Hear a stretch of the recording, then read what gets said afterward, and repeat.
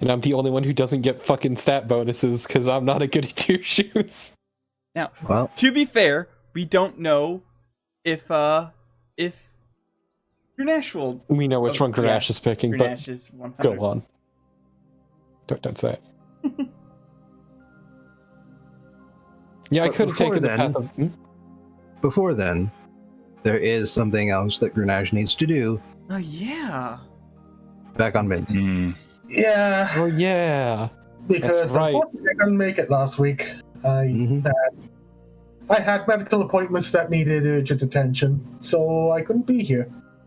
Fine. It's fine. You just missed Lily going on a date with a pirate. It was real good. You know the one. And learning that Lily has the heart of a pure maiden. Oh, fuck. I need to go back and watch that then.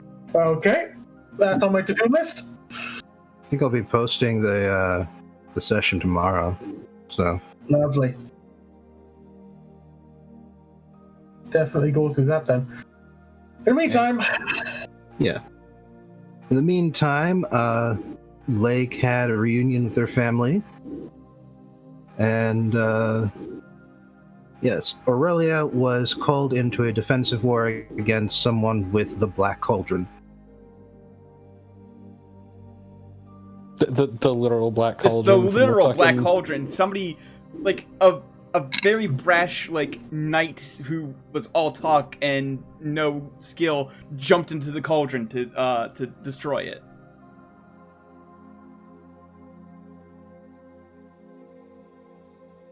Just vibing in the pot. Are you familiar with that book series / Disney movie? can't say I am, but the knight definitely sounds like an idiot.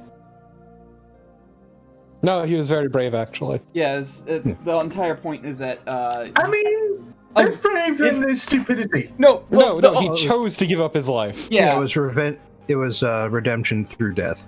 Yeah. That thing. the only way to okay. destroy the only way to destroy the cauldron is for a willing creature to climb into it, knowing that The it will willing end their living life. creature. Yeah. Yeah. Huh. Yeah, I mean, I don't know. I still think we should look for another way, but, you know, I would rather just he not didn't give be me a around. chance. Well, that was his choice, and he made it. And there was no other way to get rid of it, really. Yeah. No, we don't know that for sure. Not in the long run. You know that for sure. Even if you find a way to We don't know become that for sure. somewhat immortal, there's really no way you're going to outlive Orcus. Yeah.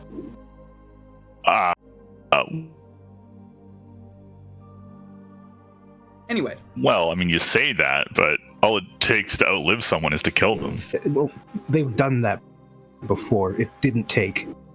Well, you know what they Orcus say. is Orcus is the If prince of first you don't undeath for a succeed. reason. I mean, yeah, you're not going to kill him with that attitude.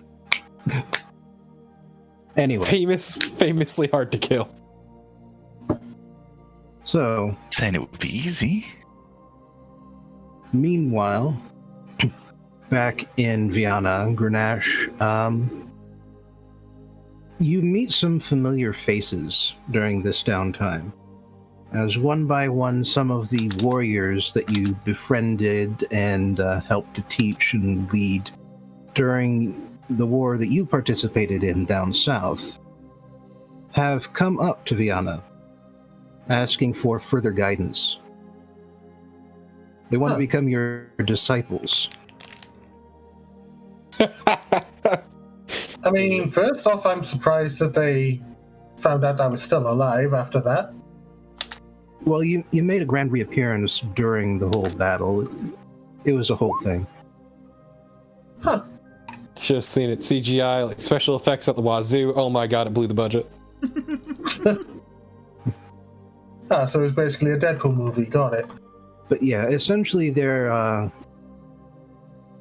motivation is that the Orkland marches in the south of Okar need and deserve the kind of protection that your divine monk ways provide. Bobbin, sorry. Would you say that the Orkland marches require protection from the Orkland Raiders? You're banned. Go away. Can we just put up the image of everyone face palming to that? Okay, some people don't appreciate art. But Oh no, I appreciate art. I just don't appreciate whatever the hell that was. yes, I think it's called bad art. the answer is yes. In any case, these guys want training. I mean, I'd be willing to take that request, but it's a question of how would I manage it in very short space of time and without the facilities to do so. Well, there's somebody around here who owns a lot of land. Well, with being the head of state and all. Yeah, but construction and getting the materials and everything, that's going to take time. Well, not to start things out. Monks don't really need that much equipment aside from a few weapons and a nice empty space to spar in. I suppose, and if any damage taken, you could probably heal that up.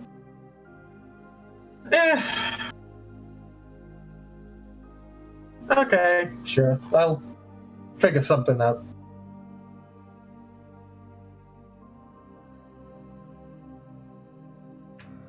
I have quite a bit of funds to me, so I suppose I can afford a space. Yeah.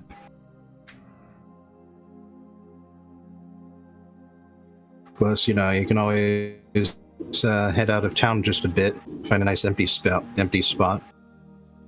Yeah. Not too close to the halfling school, though. Well, that's across the border. That's fair enough.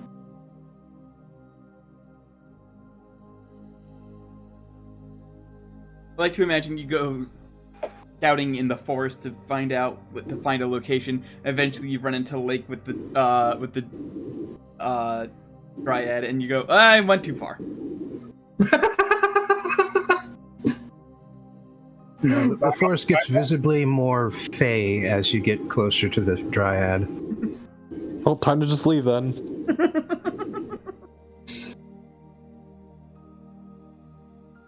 Let's make a mental note. Do not go in that direction if we expand.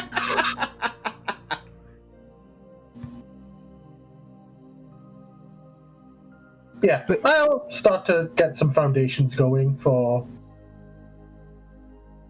something of that nature. A training facility. Mm-hmm. And they do mention, by the way, that if you were to permanently move down to the south of Okar, they would have no trouble finding a good spot to start a new monastery in. Monasteries are relatively common in that part of the Empire, and a significant number of the cities and towns down there are still very grateful for what you did for them. Yeah. That's something I'll probably work on far later.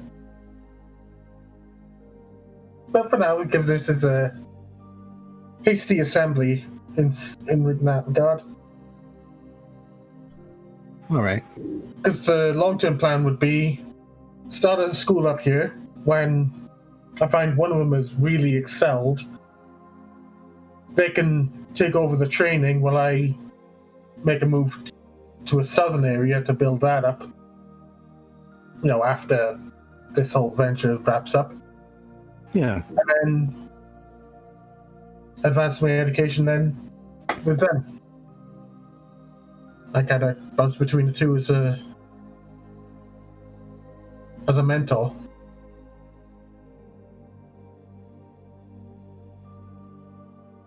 All right. That's about it for that.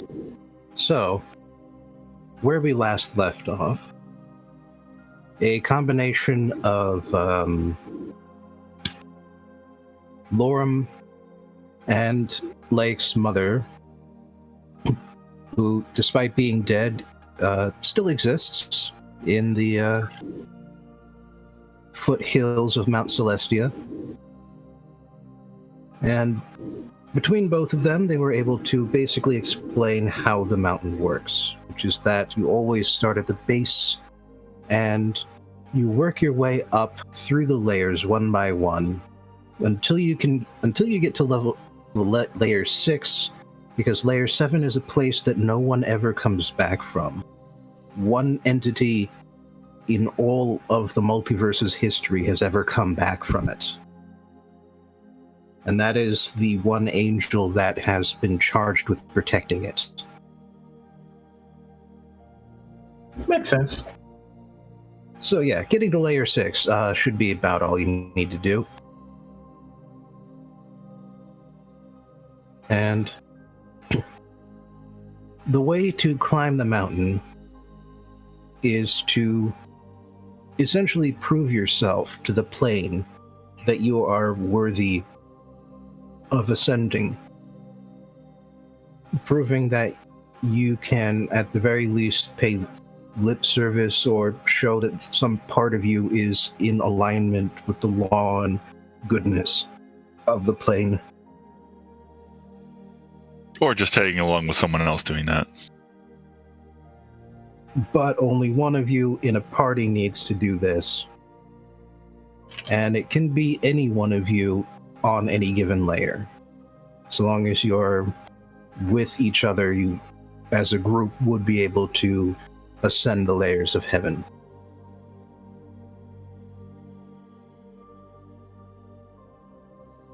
In addition, while on Mount Celestia, you can declare yourself as a member of a path. A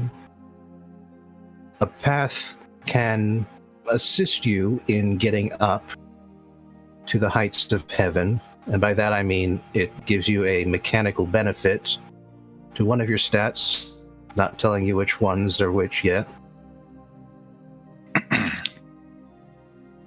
But you can see I posted earlier the names of the 6 paths that are available.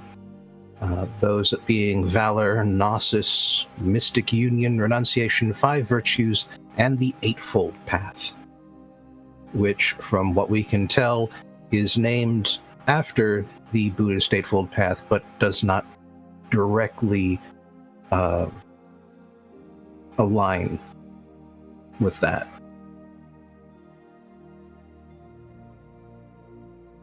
And essentially, you choose a path that you think that you can uphold while on Mount Celestia, and you take an oath, or you swear an oath to a god of law and goodness.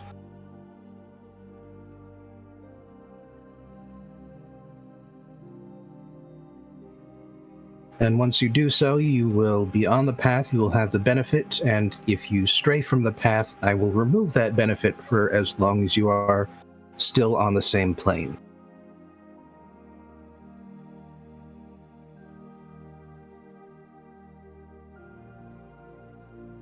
Alright. So, do any of the names in particular interest you?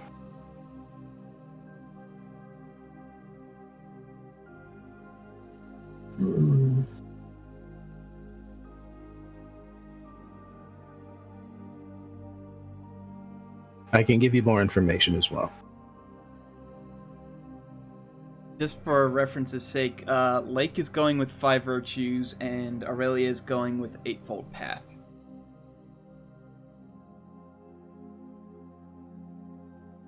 Okay. Can I get a brief summary of those? Sorry if it's repeating. Alright, well, I've listed the specific virtues of the 5 and 8 lists. Mm-hmm. So the 5 is the honesty, charity, hope, moderation, tolerance, essentially Western chivalry. where the Eightfold Path is pacifism, courage, joy, discipline, patience, generosity, kindness, and mentorship. More or less the Eastern-flavored virtues. Aside from that, you have Valor, which is good deeds done constantly. It's fairly straightforward, but at the same time, you constantly need to perform at least one good deed per day. Otherwise, you will fall off the path. Also, it's not known for getting you much further than the 5th layer of heaven. The path of renunciation is all about giving away, providing charity to those who need it, maintaining poverty for yourself, and mortifying the flesh. Basically, self-flagellation, fasting. Basically, essentially, ritualistically harming the self, or the physical self, in order to emphasize the spiritual self. Then Mystic Union is a path of meditation, cleanliness, emptying the mind, fasting in order to bring on visions of other worlds and other places. And the path of Gnosis is that of learning, that of discovering old rituals, of embracing the nature of faith itself.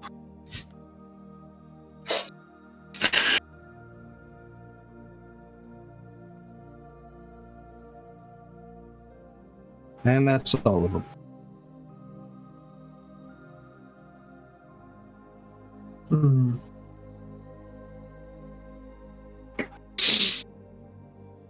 Also, the Path of Gnosis is even more limited than Valor because it's simply dealing with the rituals themselves on the face of things, rather than necessarily diving deeper into the meaning behind things.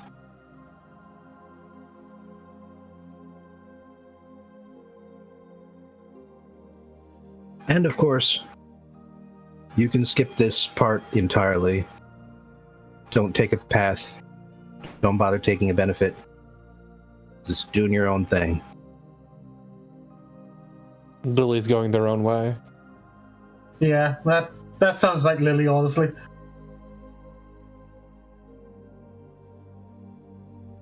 Out of those, I think you'd be inclined to look at the 5 virtues at the very least. Those are a lot of things that he does already at this point. A lot of things he inspires in others. He hopes to, at least. So I think that one, I think the 5 virtues is the one that makes the most sense.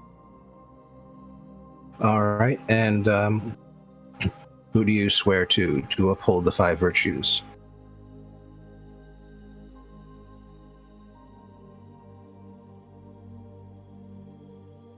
I mean, presumably it would be Antaria, who is a goddess of a lawful good goddess. Also, the goddess you worship. Yeah, So, yeah. I mean that kind of goes unsaid at this point, given cleric. Yeah, and also because the other god, the wind god, is lawful neutral, I believe.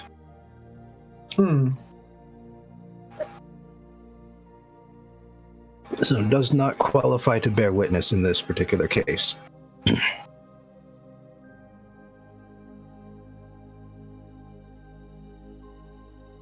All right, with that done, you keep the 5 virtues in mind as we move forward, and you get a bonus of +2 to your strength. This is an entirely mystical bonus, and so it goes on top of whatever other sort of magic items or benefits you already have for strength.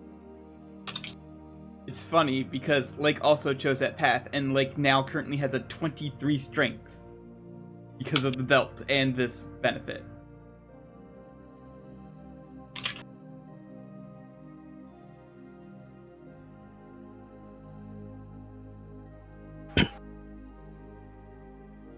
All right, and with that settled,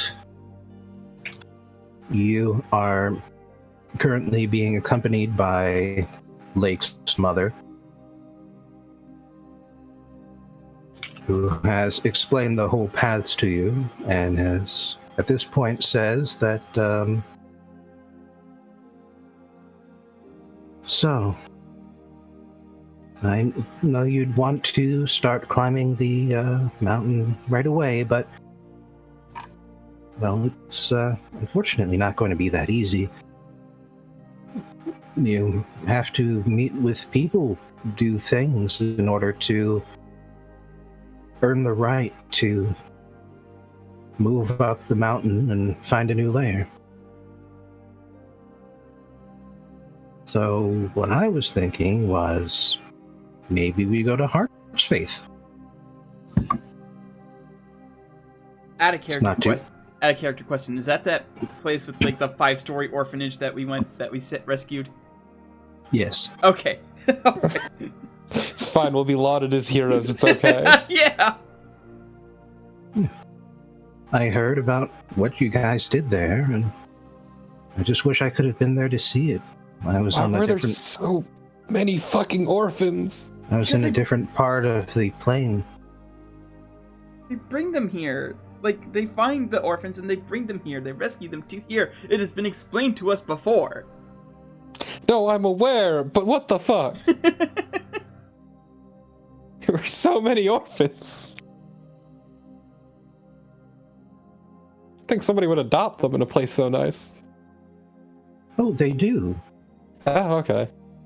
But there's always more orphans. Yeah. Mount Celestia is a very nice place to be, but not all of the planes are similar.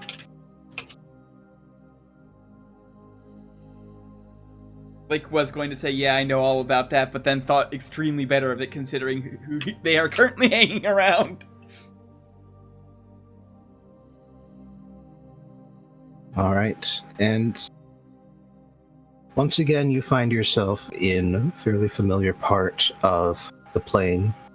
The two massive peaks, the small, narrow valley that creates a path into this harbor area in which Heart's Faith has been built.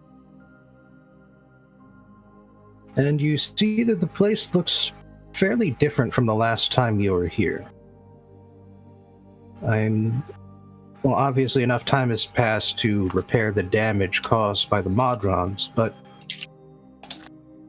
you also notice that the roads through town have moved and now match the path that the Modrons took when they went through here. Hope they just don't change them again in the next 255 years. That would be better. Or at the very least, they should renegotiate with the Modrons before the march happens this time. Yeah. I mean, it's fine. It only happens every 2.5 centuries. We'll forget. Anyway, you did mention the orphanage before, and they've actually rebuilt it since last time. The place had to be torn down. There were too much damage from the Modrons. But they saw it as an opportunity. They made it bigger and better. And so now it takes up an entire city block and rises 6 stories up. Damn it, I thought you were going to say 7. To really bring it on home. Does that mean that orphans have more space, or there's more orphans to fill the orphanage? Oh, the goal is both. The goal is both. I mean, well, if of course, we want to give the orphans as much care and attention as they deserve. So that means that we can only take so many on at a time. But with a larger building, we can take in more and still give them reasonable living conditions. And, well, I talk about us and we, but I'm not part of the staff. Not right now, at least. It's my hope that once I earn the right to have a body, that, again, I'll work there and help people the way that I wasn't able to help Lake. Look, you did the best you could. Did she? Yes! You suggest that she didn't one more time, and I will legitimately Eldritch Blast you. Well, okay, you do not have the ability to Eldritch Blast me, only Lake does, and I did not say that in character. Oh, okay. Oh boy. I thought you were, so that was like an... Okay. Never mind. No. But yes, Alright, but- she did. And so, yeah, just flashback. Lake found out that their mother died trying to separate two kids who were fighting, and one of them accidentally stabbed her. Okay. Right, so she could have just not done that, and then she would have been fine, so, you know. Yeah, and you could have not just taken back over your home country, and you would have been fine. But I am fine. Right, but you could have also have been fine by not doing that. And in that situation, Okay. your brother would have too. Not quite sure what anybody is getting at anymore. I don't know what Neither that do I. I started saying words, and they just fell out. All right, so I guess we are all on the same page then. Yeah. Sure. Same page of moving on. Yup. So, from what I understand, they could still use some assistance over at the orphanage. It hasn't been too long since the new building went up. Or, of course, you can always head down to one of the taverns by the docks. Lots of people coming and going there. I'm sure some of them could use help or assistance or something that you can give them. I am going to go to the place of my people, the orphanage. Well, okay, the bar's pretty tempting, but You know, I feel like those orphans could probably use some joy, generosity, kindness, and or mentorship. Also possibly discipline, but you know. depends. Well, I could definitely use some tolerance, so.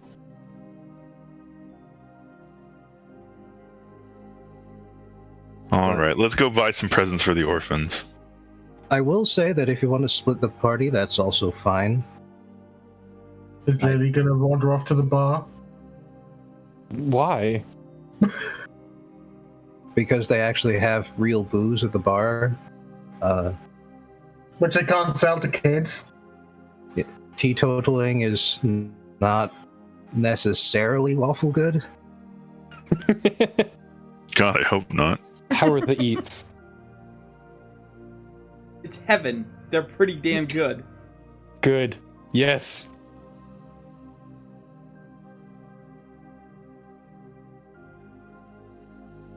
The answer is yes then. I'm not going to an orphanage. Orphans are boring.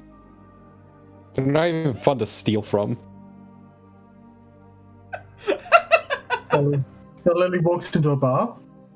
All they have are sticks and robes. I know. Who's ever heard of a rich orphan? Well, Wendy's founder got pretty rich.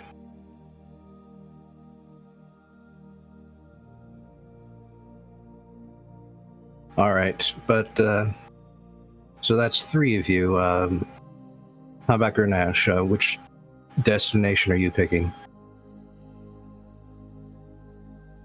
Probably head for the orphanage as well.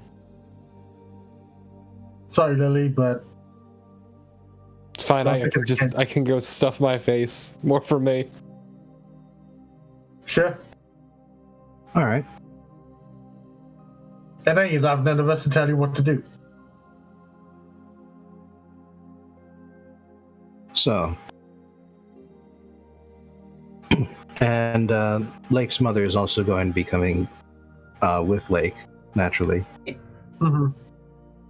And yeah, sure enough, the building is entirely new. Looks like it was made in a similar style to the old one, or the brief look that you got of it. But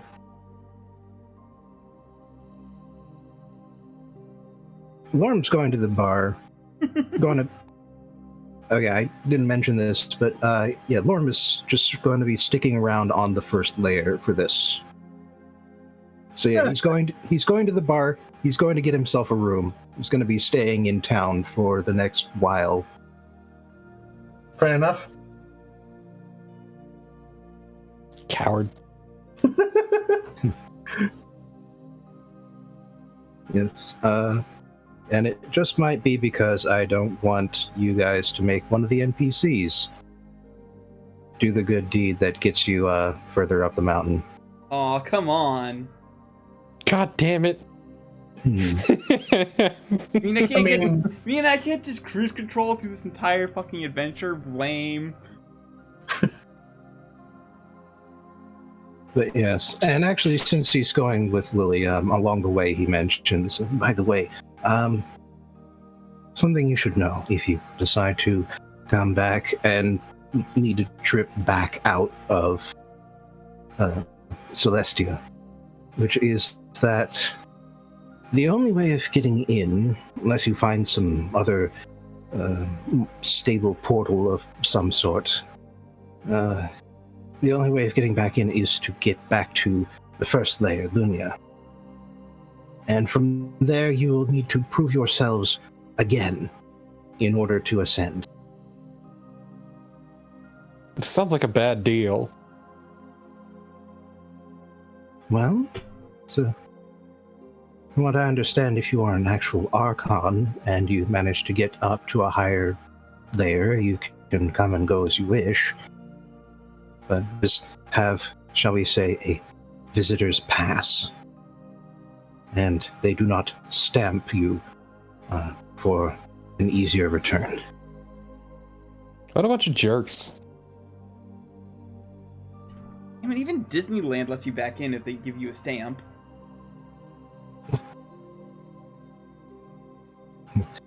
Disneyland does not force you to quest in order to get a ticket. What do you think standing in line is? What do you think paying money is? Well, you know what they say about paying money in heaven.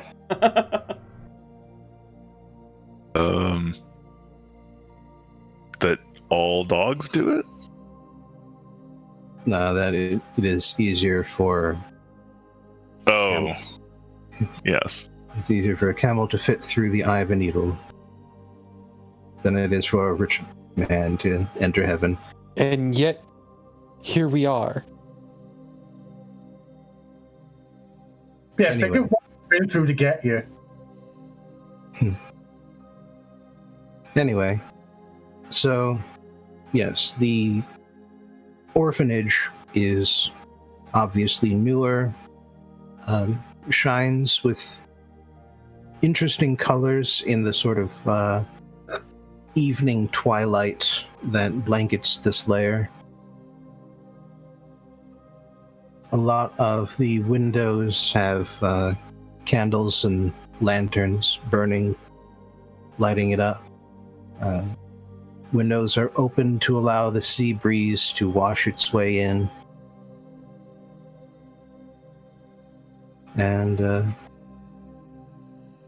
you see that there is a Lamasu who is basically standing by the door.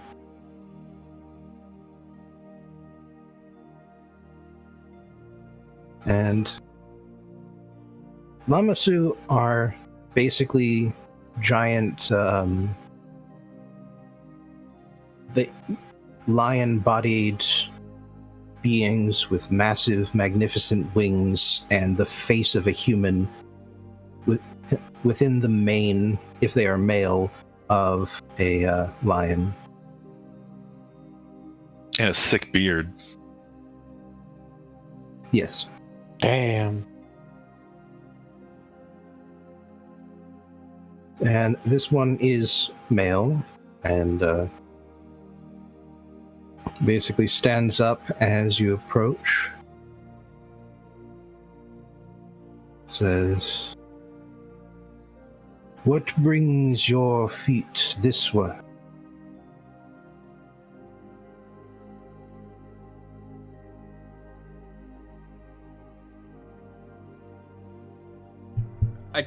Out of character, I kind of really just want to answer my legs.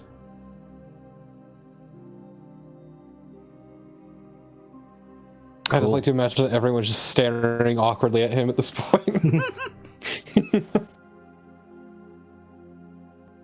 I'm just eating right now, so I can't answer. Look, we're just trying to get from point A to point B, really.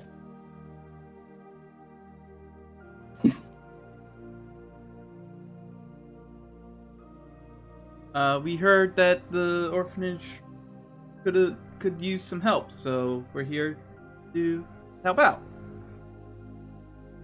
See, volunteering, a noble calling. Has that one explained much of the state of the orphanage? Nods towards the Lantern Archon. She didn't give us the nitty-gritty details. Just that, Well, I told them that it's been rebuilt recently, and they were actually here when the Modron March came through. They helped save many of the orphans. Ah, I see. Regrettably, the Lamassu, who normally guard this city, were not present. There was a gathering that we had to attend, and by the time word reached us, the march was over.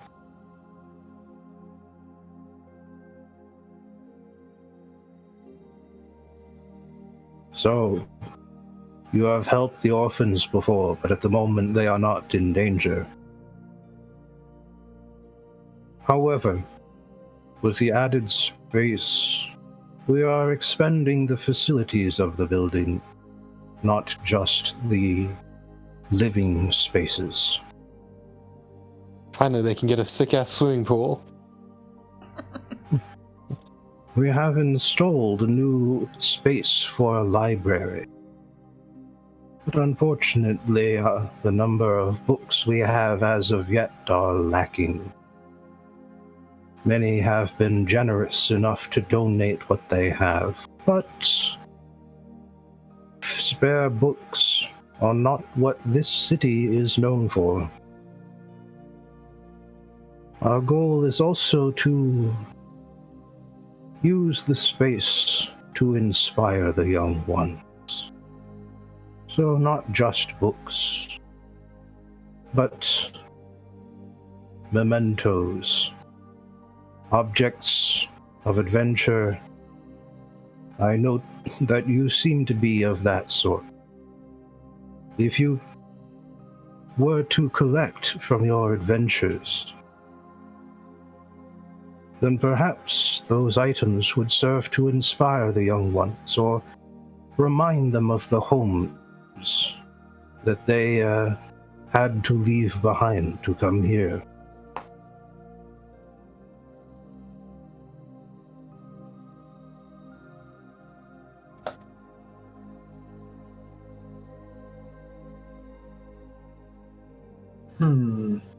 I mean, I kind of have an idea of what I want to donate and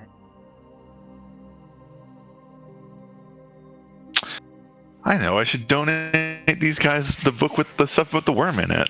So one of these guys can grow up to be a super villain. No! You lost track of that one. Oh, damn. kind of just casually slip a grimoire into their collection.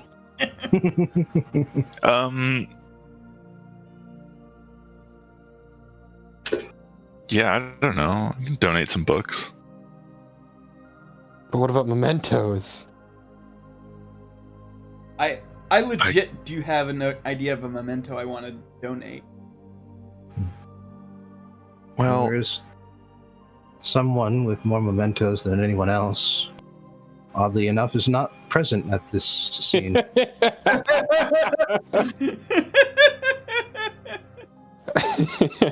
hey kids, want a dragon skull? No, that's mine. That is for personal use only.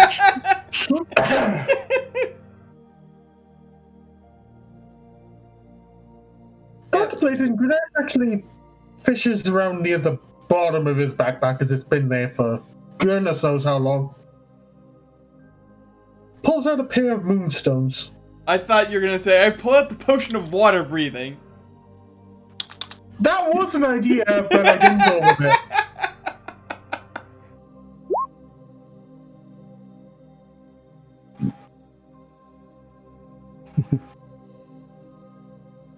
Just Get us. throws it in his hands a bit and is like, looks to Lick, do you remember how we got these? I don't remember how we got them, but I do remember that we got them.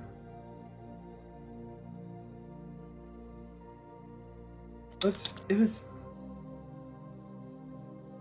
was super early into the event. Wasn't it the Sex Cove? Wasn't it after that? I thought it was.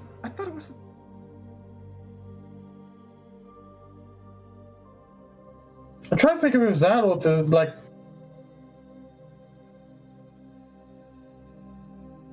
if it was in the underwater place that we picked it up. Maybe. I legit don't remember how we got the moonstones. It has been like 3 years. Yeah.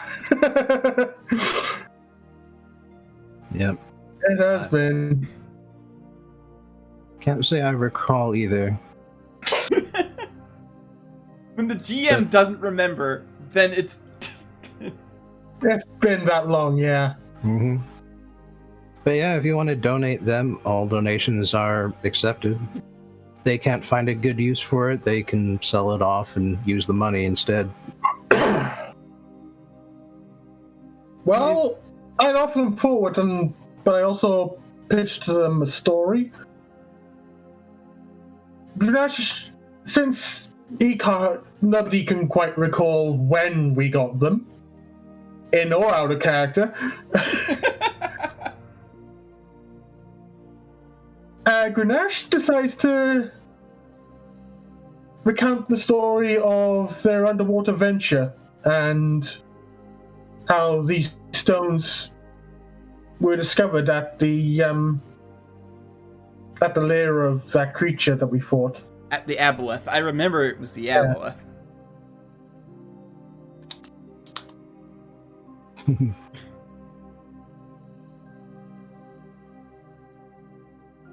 Oh shit, that's right. The Crazy stuff that we stuff bought you at the got market. from the Githzerai. Yeah. Yeah, I can donate my banner of war from a battle that hasn't happened yet. Yeah, see, I've got my sweet fucking crab that only moves when you're not looking. And Big B's handkerchief. And this sick book of etiquette I don't understand. I was going to donate my my dragon tooth necklace, but no, the fucking banner is way cooler.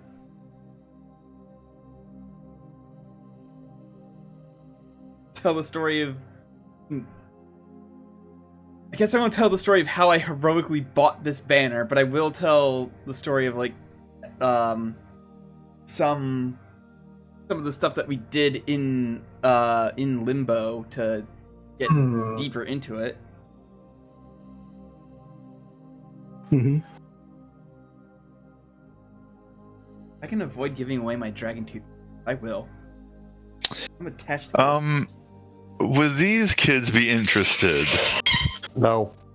in a performance of Aurelia's epic poem describing the entirety of our adventures up to and including the defeat of the Up to and including zombies. that time we beat the shit out of your brother, yeah. Yes, correct. That is where it ends. Have you finished it off? I feel like she probably has by now. I don't know. I mean, I didn't specifically allocate downtime for doing it, but I kind of figured she would have been working on it this whole time, including, the year that we were traveling through the plains for the Modron March. Yeah, there's plenty So of I feel downtime like doing that. she's probably finished it by now, or she's in the polishing stage. These guys can get a sneak peek. It's a rough draft, you say, pulling out about 300 pages. And she's probably also started work on the sequel, which is everything since then, The sequel nobody asked culminating with our defeat of the worm, which she's got some stuff sketched out for that, obviously, but it kind of depends on what happens. Man, remember the time Lily made a deal with the devil? The literal fucking devil? Remember how we argued for like half an hour whether Lake or Grunash should get the chaos benefit? But I mean, yeah, do these kids like epic poetry, would you say? Epic poetry You're a is a bard, thing you can kids spin like, a right? fucking story. Yeah, I'm sure it'd be a case of All just right. giving them inspiration. Just which is dumb it down a little bit points. and cut out all the sex and violence. I even get to use my bonus charisma. It also depends on the age group. Yes, well, maybe the older kids, the ones who can appreciate it,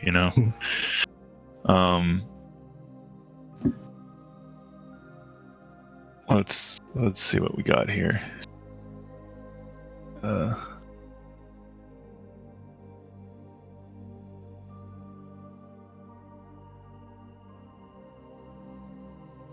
Okay.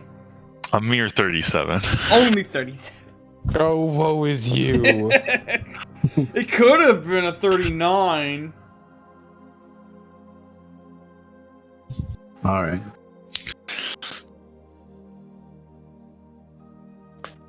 Well, let's see. So, as you are entertaining the older kids, with your story, Lily and Lorem have found a likely looking inn. Lorem is getting himself checked in. Lily just went straight to the bar. Anything in particular you asked for?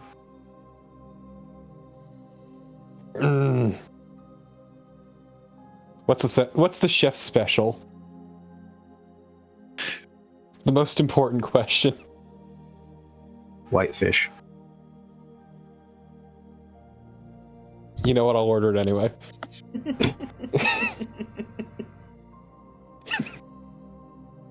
mean, it's gonna be really good whitefish. Fucking heaven. Yeah. Fucking heaven. And just fucking Lily's gonna start running down the menu for everything else too anyway.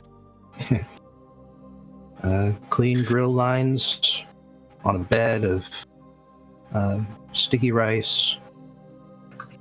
A side of unusual vegetables.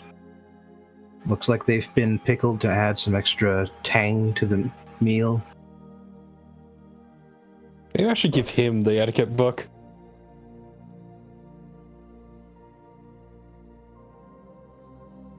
Anything to drink? You know what? Knowing the shit she's gonna have to put up with, just keep it simple. Just, I don't know, have some fruit juice. Wow. It's one of the few bars in the multiverse where if you ask for fruit juice, the bartender will smile and happily get you some.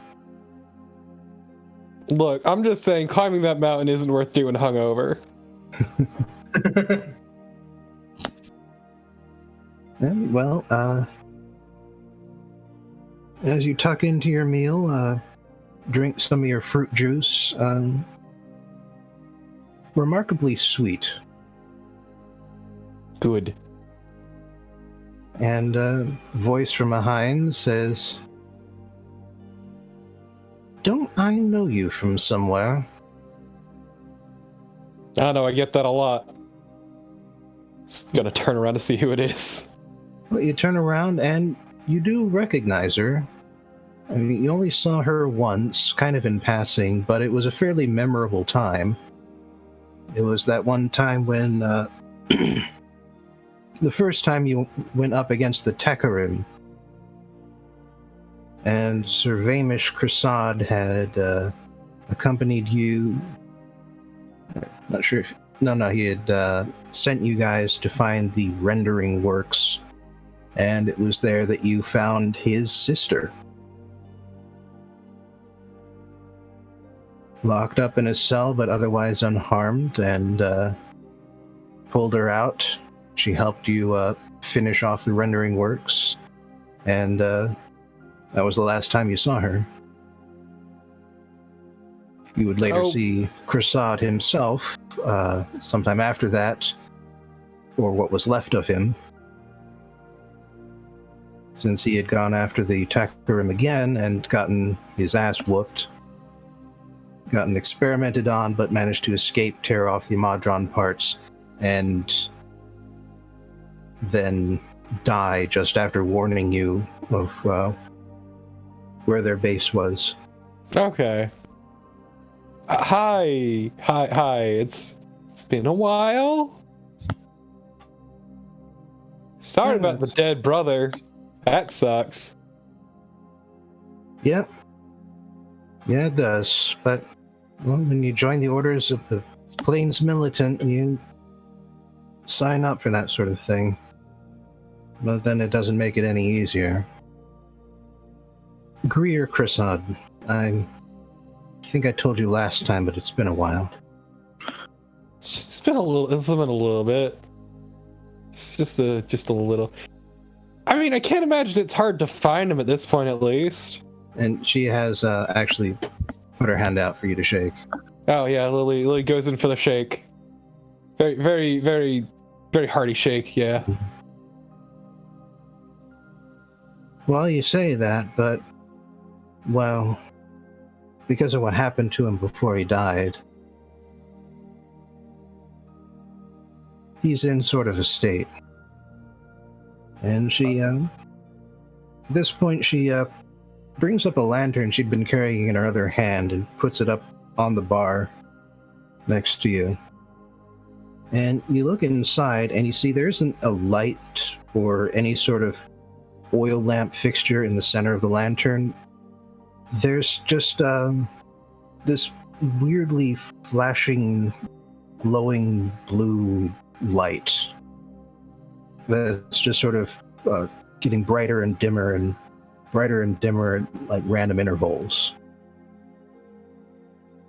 So either you bought a really faulty lantern, or is this something to do with your brother, doesn't it? That is my brother. Oh, you really should return that lantern then. Well, what's left of him anyway? I mean, I always knew he was a bit dim, but come on. Hey. I actually had to do quite a lot to get him into this state. This here is a magic lantern, able to find and hold the pieces of a person's soul after it's been shattered and scattered. Last year or two, I've been trying to find every last piece of him that still exists. Huh. And that's all I've managed to get. Ah. Still isn't able to talk. Certainly isn't a lantern archon. And I'm pretty sure I found every piece. The lantern doesn't point me anywhere anymore. So, at the moment, I'm looking for a party that could take me on to help escort me for the next leg of the quest. Because I need to find some power, some extraordinary magic that could fuse and restore my brother's soul. I mean, I got friends who are buddy-buddy with some gods, I guess, so yeah, we could probably talk to them. And you can work. hold your own, I'm sure. I imagine a wish spell could work as well. But oh, that's convenient, ain't it?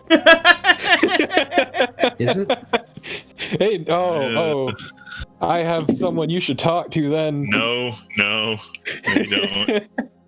I do not use wish for things that could make me lose the ability to cast wish. Oh Thank my you very fucking much. god, we can stay here for a whole extra day, and you can get wish back. No, it's... You don't understand how wish works. Yeah, if Aurelia uses wish for anything other than an 8th level spell or lower, there is a 1 in 3 chance she will never cast wish again. Oh. I can't believe Aurelia wouldn't do the good deed.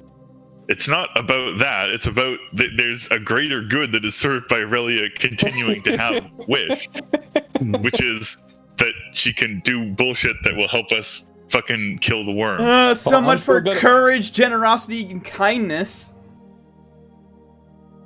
Yeah, it really does strip away the generosity bit, don't it? I mean, no, it's not about generosity. She's not keeping it for selfish reasons. It's about serving the greater good. By always having a clone handy, surely. Well, yes. A dragon clone. Yes, correct. Well, I'm still gonna put Aurelia on the spot anyway, because it's fun for me. Look, there's and just for the record, definitely another way to solve this problem. And just for the record, charity isn't meaningful unless what you give up has meaning to you.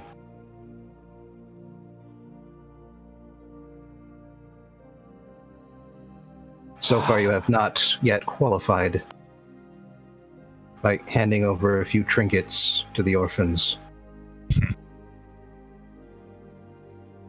Look, I got a buddy who knows wish. And I mean, your brother did help us out a whole lot, I think. Wait, how does Lorem's thing where he can substitute die rolls work? Can he do that for other people? Ah, god damn it.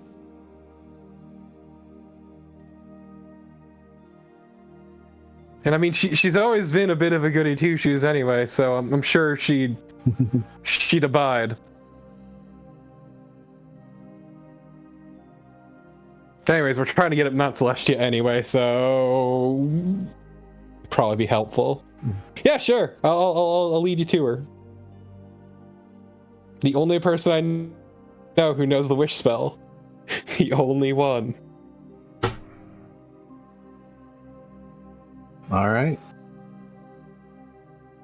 So, Aurelia has sort of reached the act break by the time Lily shows up with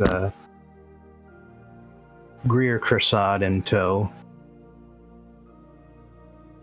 And, while you're having a drink, you share what you've been discussing, which is that the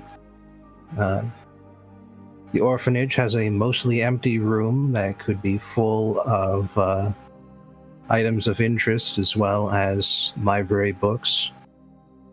And Greir here has the shattered remains of a brother's soul in a lantern, which nothing less than 9th level magic or divine intervention could restore. Okay, well, Wait, divine intervention, you say? yeah, I was gonna say, like, you can't, like, just ask Tree Mom for help. Yeah, It's not. it is an option. It's actually not even Tree Mom. It's Mynth. My divine intervention goes directly to Mynth. Okay, yeah. well, yeah, ask Mynth then. Although, wait, does that work here? We'll find out. I mean, the gods chill in Celestia, it's fine. Does Mynth, though? I feel like she's kind of got a whole deal where she's kind of like, you On know, Mynth. not... another plane. Mynth. Yeah.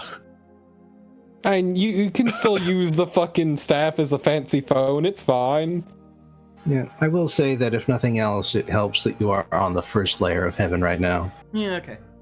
Connection gets a little weaker and further up you go. Alright, so I need to look up how the rules of Divine Intervention work again. I do not Roll remember. percentile dice. Yeah, roll percentile dice, hit your level or lower. Okay, alright, so I need to roll D100 and hit 19. Hit 1 through 19, got it. You can only do this while in tree form, so I suggest you head out of town a bit. Yeah. No, it'd be hilarious if a tree suddenly starts growing in the orphanage. Oh no, we just repaired it! It worked in one day!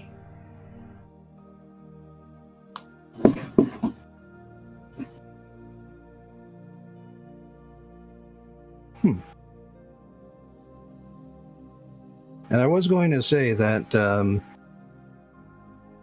if you rolled higher, it would mean that Mynth would not be able to reach you here.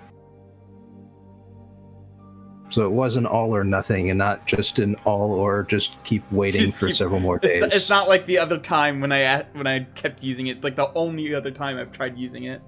No, Yeah. no, I think I've that tried using it 3 times. And that was for a downtime thing, so it's fine to spam just for that. Yeah, just to see how long it takes. But yeah. So you call out to Mynth to restore Vaimish's soul. And as you extend your senses through your root network, you can feel her hands reaching up to grab at them, basically pull herself into heaven by using you as an anchor. What's curious is that you feel this on multiple roots, not just 2. And you can hear her whisper to you, "Lucky for you, I have great experience with handling souls." Why we called you? And just a few sapling branches spring out of the ground and wrap up and envelop the lantern as Greir just backs away, startled, surprised. Yeah, This guy just turned into a fucking tree, and then the tree started, like, absorbing my lantern. What the hell? And This seems about normal for him, don't worry about it. I think something's working. you can hear the sound of stressed steel as the lantern is torn apart by the strength of the growing tree. It's very rude to that lantern, I will have you know. It's especially notable because, as Greir mentioned, that is a magical lantern. Not so easy to destroy. Fucking gods and their bullshit. I hate dealing with gods. It's the worst.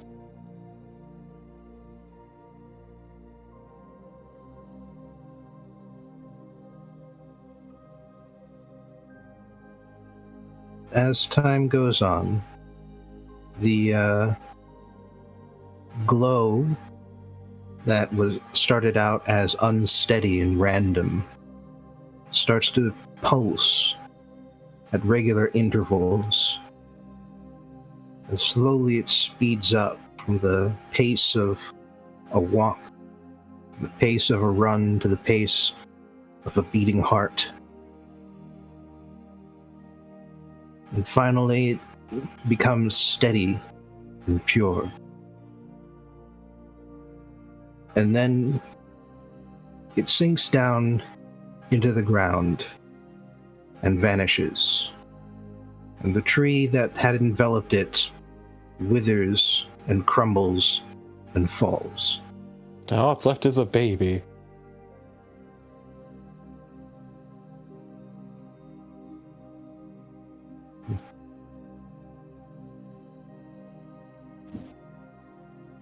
Can't believe the tree's already dead.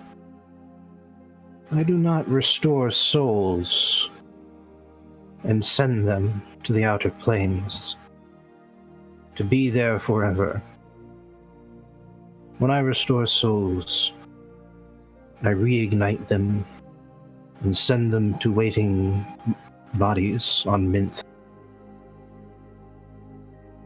Oh, okay. Tell Greir that Vaimish's soul lives on, but in a newborn. Where? Joke. Alright, God damn it. I will transform back into Asimar form, and I'll be like, your brother lives on in a newborn on Mynth. Is that what happened? Yeah. Did you get any details? Nah. I Okay, figure it's not well- important. Leave it to a goddess to be vague. Well, what do you mean it's not important? What if she wants to find him? And there's easy magic to do that No. that doesn't require a wish. No, I love the idea of this strange woman from the plains breaking down some family's door to ask about their baby. Well, I mean, after he grows up. Yeah, because that's way less weird. Correct. It's me, your sister from another weird life. than going and looking for a baby. That is less weird than that. Correct. Still a little weird. Weird? Anyway, so yeah, what's most wants to know is, so he's still around. His soul was saved. Yeah.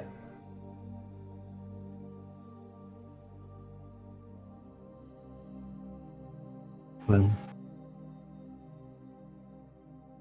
if you ask me, it would have been better for him to have the eternal reward of heaven, but for him to exist somewhere in some way, I suppose that's enough.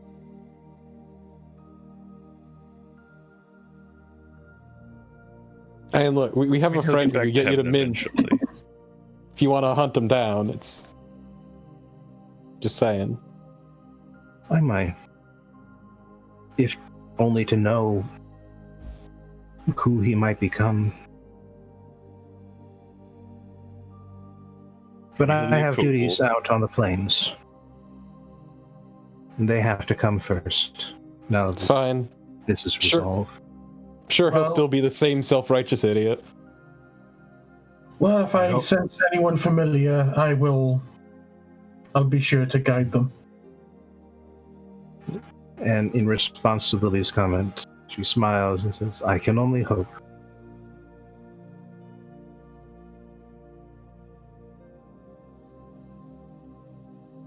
Congrats, we made a baby. Now we're responsible.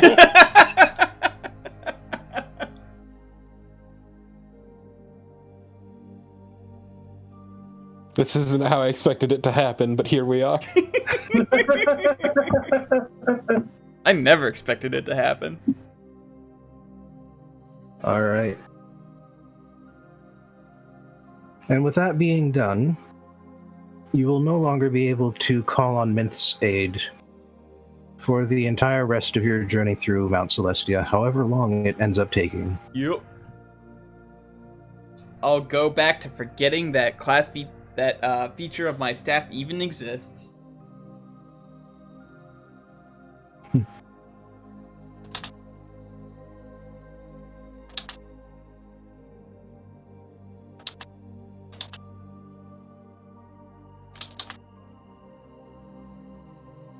There's a bunch of shit it can do that I just completely forget about. Like, I can cast animal friendship.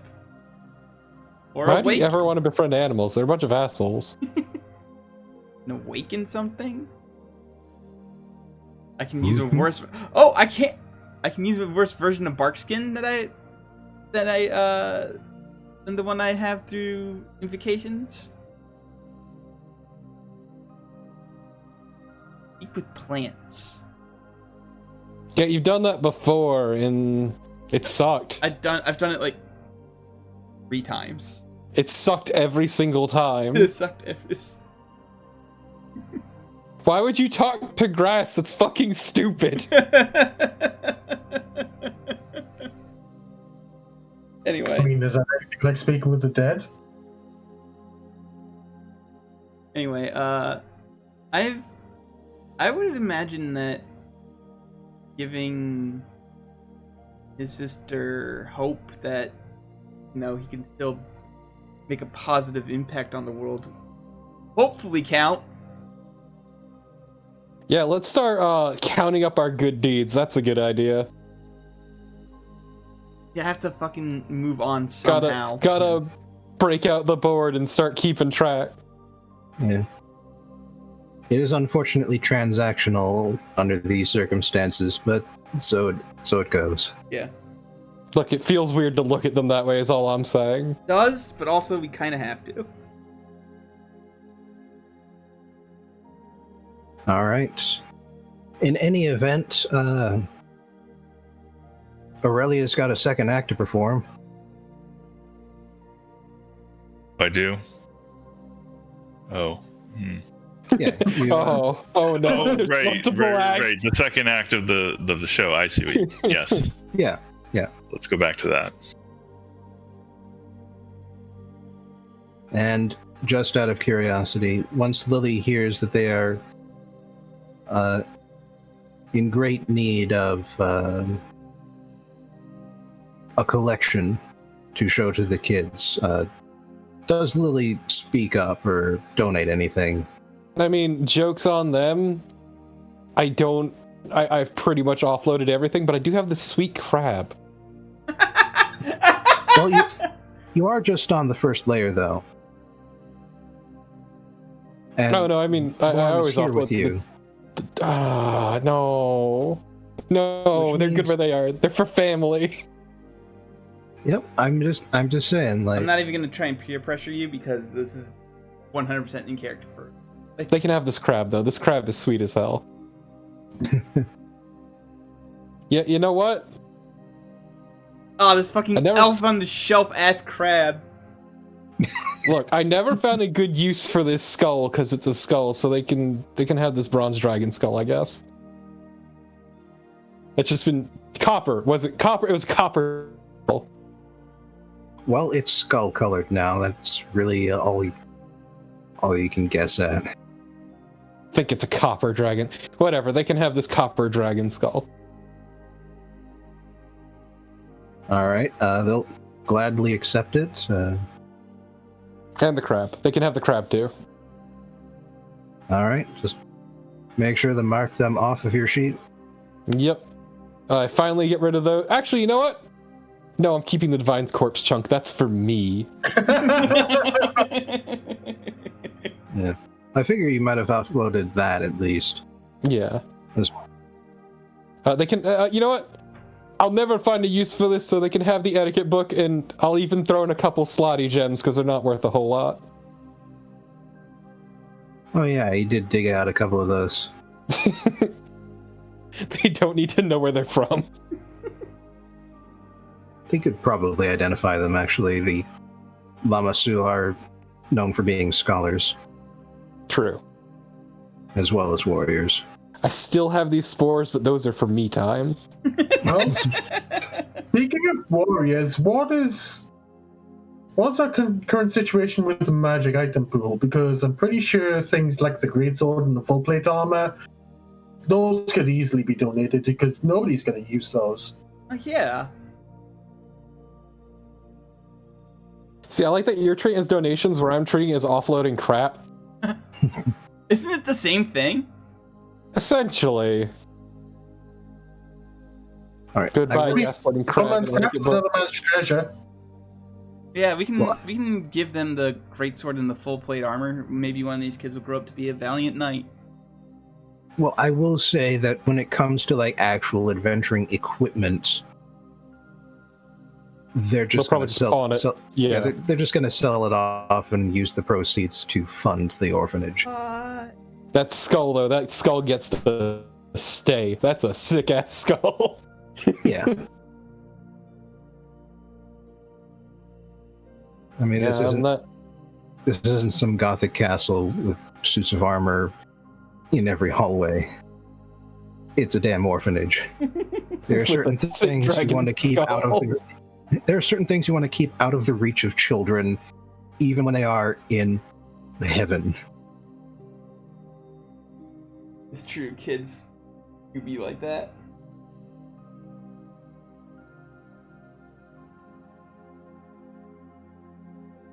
Anyway. So, one more thing that Lake's mother says is that if you believe that you have done enough to climb the mountain, then you also still need to climb the mountain. If you haven't actually done enough, then you will reach the peak and have to climb down and do something else.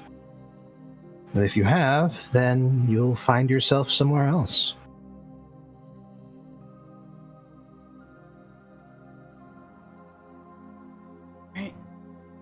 I honestly think helping out was good enough. I hope, though.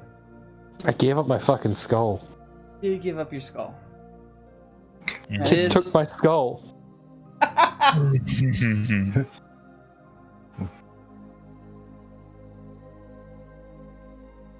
And really, it was just taking up a lot of space, and I didn't feel like going through the efforts of mounting it. It's fine. Anyway.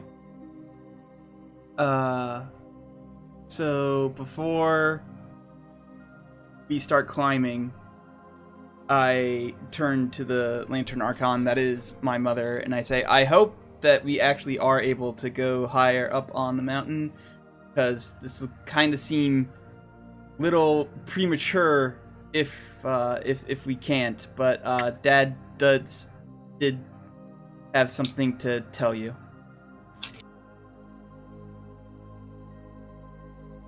Yes?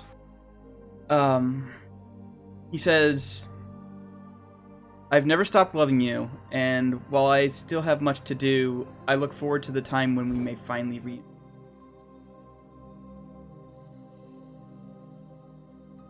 So do I. Although I hope by then, I will be the one with the body, and I will be able to guide him up the slopes. You know Boy, what? Will he need it? He never stopped being dumber than a sack of bricks. I mean, this is true. Fell in love with the real himbo there, Mom. What?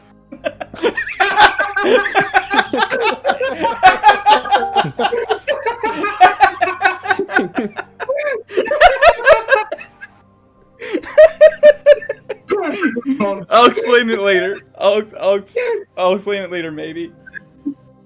Look, just think, looks good, heart of gold, head empty. Oh. Yeah. Didn't actually know him for that long. Either way.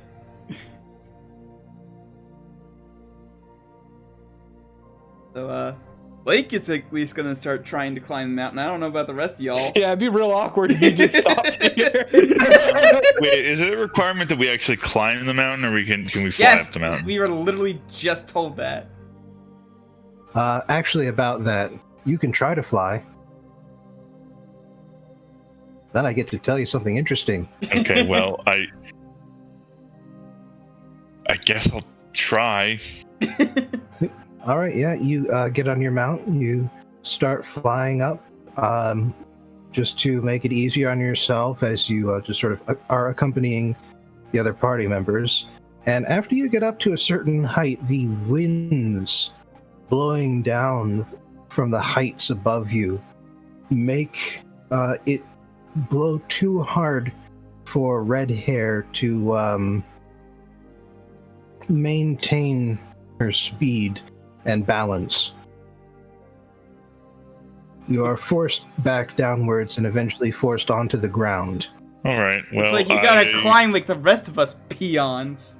Well, Time to break no. up I mean, I can still ride on the griffin and have the griffin walk. Mhm. But As a yes, the only creatures that can safely fly through the air of Mount Celestia are the Archons and angels. I guess that makes sense. I'm guessing not that we'll be doing a lot of combat in heaven, I hope, but I'm guessing in combat that won't be a thing. If you stick close to the ground, it should be fine. Okay. It's only once you actively start going, hey, if I just keep going up, I'll reach the top of Mount Celestia, no problem.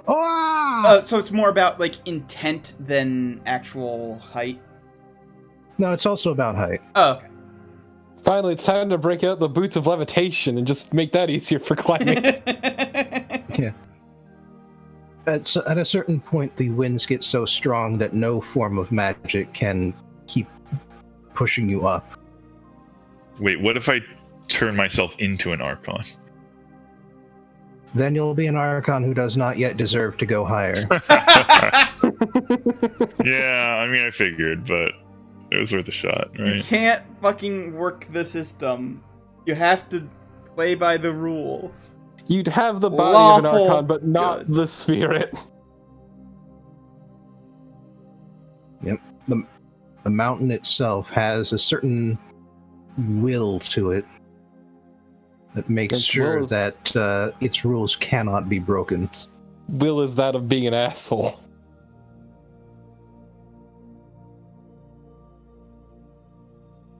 Anyway, Anyway, I guess it's all the climbing. yes. You get to climbing up the relatively short, starlit mountainsides that rise up away from the ocean below. And as you look down, you notice that, oddly enough, there appear to be other mountains on other islands in the distance, farther away. It's as if it's somehow all of them are Mount Celestia, even though none of them are fully connected to each other. Weird magic bullshit. Got it. Same as it ever was. And as you approach the peak of the mountain you're climbing now, the narrow sort of game trail that gives you a path to follow just sort of winds up, cuts back now and again, circles around the side of the mountain, and once you get to a spot where you can see beyond, away from the water, towards presumably more land, you find yourself staring at a different sort of mountain.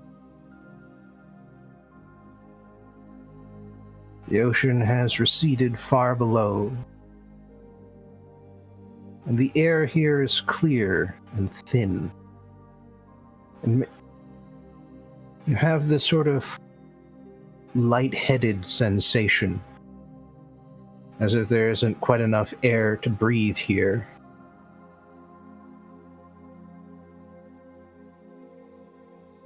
You have made your way to Mercuria, the Golden Heaven. I need to remember if I actually need to breathe. I think I do. It's fine, I'm tiny, I just need less oxygen, it's whatever.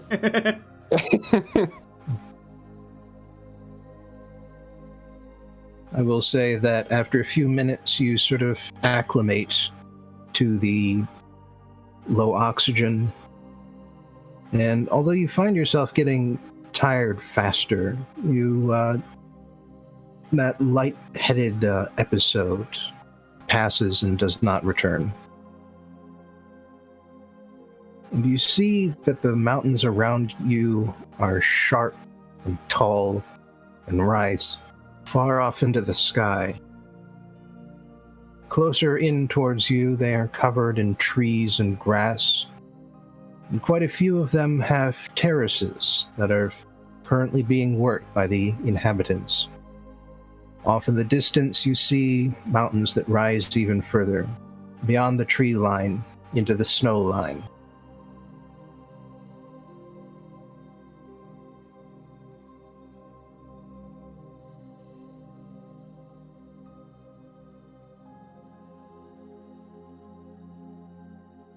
You know, we always see the prettiest stuff. Yeah, but why does it always suck so much? I mean, we also see some of the worst stuff too. Hell was certainly a thing. And then there was the Abyss.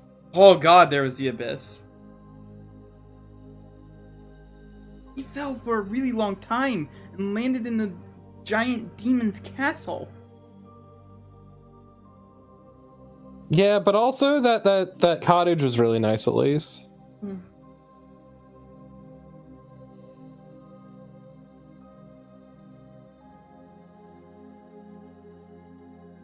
Ah, there you are, my child, up here. Grandpa? I look up. There is a large green-skinned figure with no hair and a familiar-looking face. Hey, I try. Like, is he like physically up in the sky, or is he like just further up the mountain? He is flying down towards you. Okay, yeah.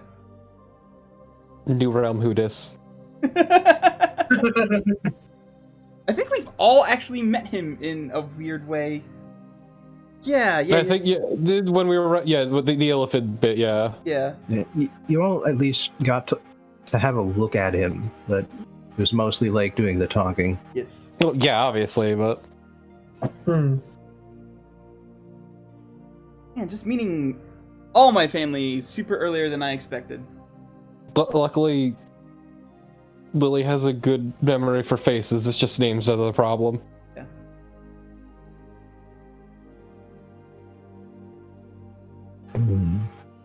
Greetings, my child, and welcome to the second heaven. Yeah. It's nice For to those, finally for see those you. of you who perhaps don't remember, I am Coriel. I am Lake's distant ancestor. I'd just make it easy and just call you Grandpa. And you choose to live here. Yes. Yeah. Why wouldn't he? It's nice. Quite the picturesque realm, in fact. It was nicer down below, honestly. I mean, luckily he can go there whenever he wants. Down below has its advantages. But I live here in particular because this realm is where the Imperial Court is. The Divine Imperial Court of Empress Interia herself. I can't believe you got it on with the mortal. Interia, huh? Indeed. You're one of her followers, as I recall. They indicates the holy symbol. There's a good chance you'll end up here after you pass. It would make sense. I mean, out of all of us, yeah. Nerd.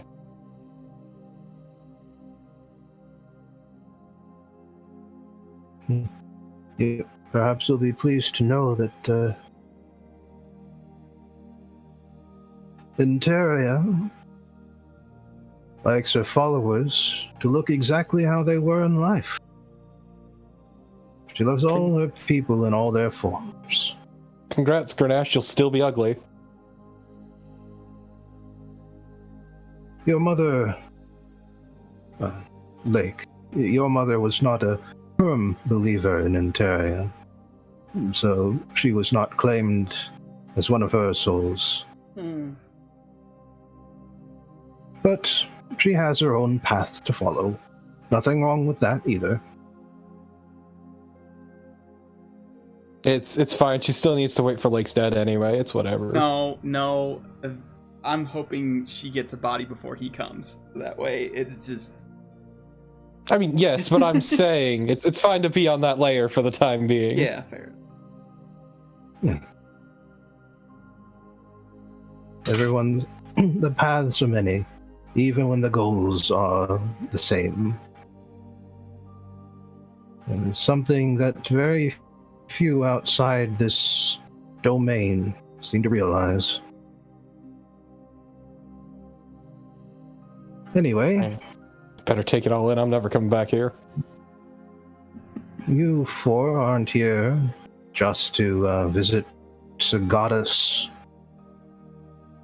So, as I understand it, your goal is to get up into the very heights of Mount Celestia. And so Antaria, knowing this, has sent me to be your guide on Mercuria. That's nice of her. You both have our thanks. Now, the real question is Ontaria hot like Gia was? These are the real questions we should be asking. Well, she was considered quite attractive in life. As I understand it, she was one of the first non-gnomes to practice the bardic arts. Oh, you Wait, already she was a lost me. bard? She was. Then Uh-oh. why'd she found Okar? Uh-oh, sounds like you have something in common with somebody who came from Okar. It wasn't an empire at first. It was an alliance of the various city-states surrounding the city of Okar. In her time, she forged that alliance into a permanent empire. And out of gratitude, they declared her empress. She ruled. Aurelia is taking notes now. She ruled through peace, not through war. Although it was war that forged the bonds that connected the cities together. Right. Now, Aurelia, do you really just want to copy something that someone who founded Okar did? Not copy, obviously. I will improve upon. I will figure out how to stop it from turning into something like Okar, obviously. Look, if Aurelia ever comes even close to divinity, I will throw a fucking shit fit. I mean, okay, second option. Would she be willing to, endorse me so that I would be able to You already have take one the god on trials your or whatever side. to become... No.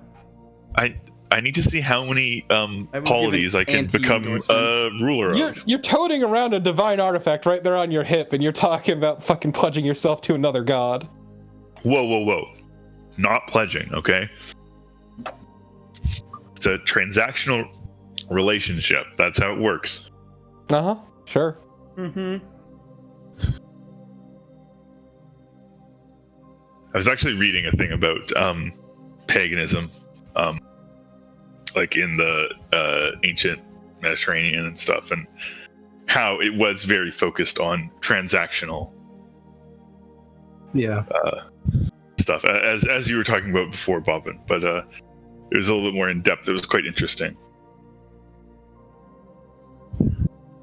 Regardless, the Divine Imperial Court is not where you will be headed. But not even as a break along the way? Well, nothing's stopping you from visiting it, but... All right, sounds good. Let's go.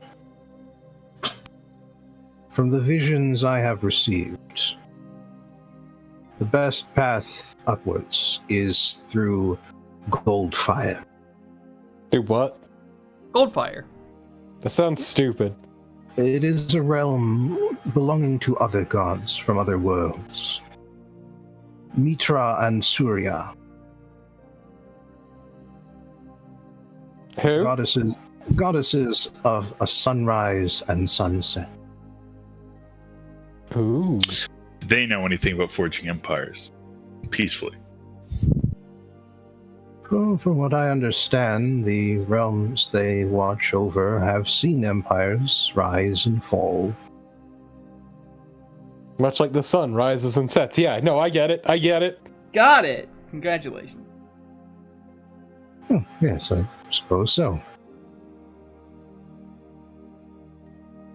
In any event, follow the land as the sun rises or as the sun sets here. Ooh, As sunset.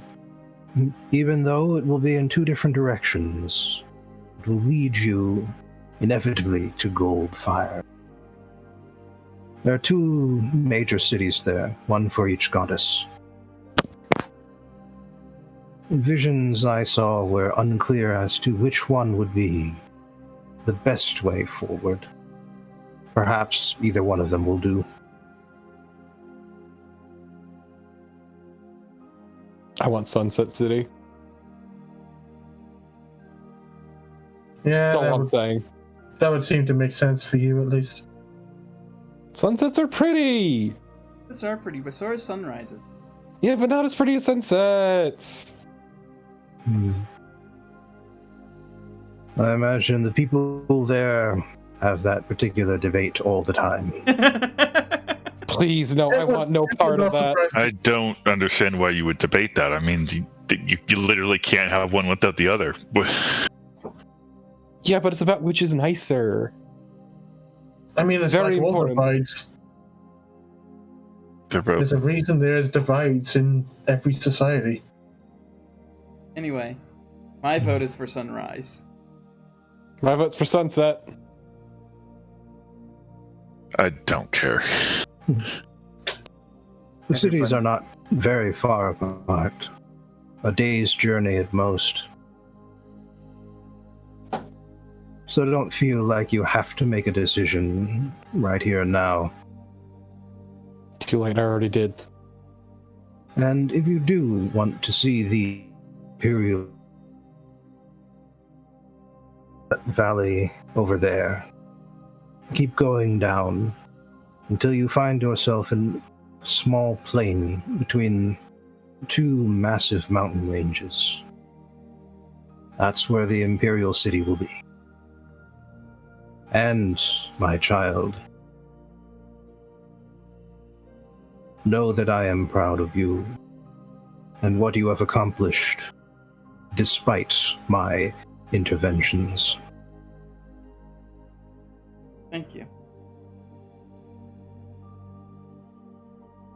Away!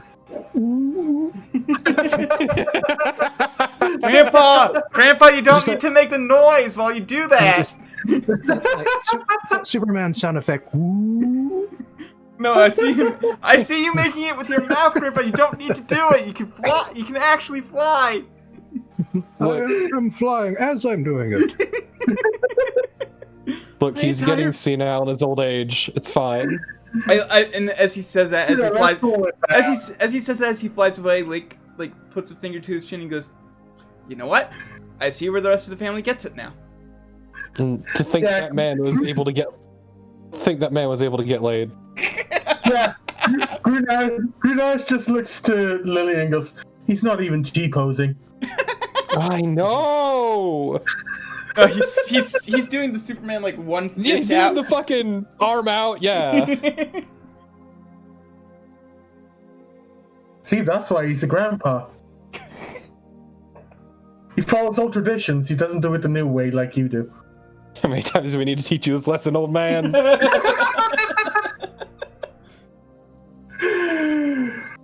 Okay. Now I understand why your family's so full of idiots.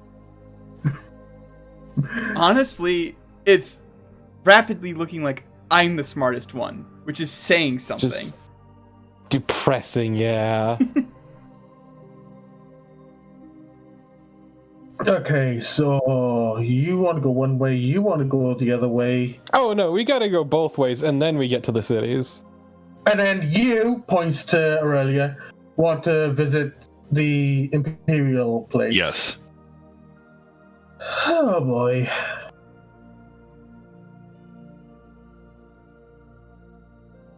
Aren't we There's a going to the Imperial City tiebreaker. regardless? And here I am stuck in the middle with the three of them. And aren't we going to the Imperial City regardless? It's just the sunset or sunrise place that's the problem. No, I think the Imperial City was a side trip that we could... Yeah. The Imperial City does not hold the key to your ascension.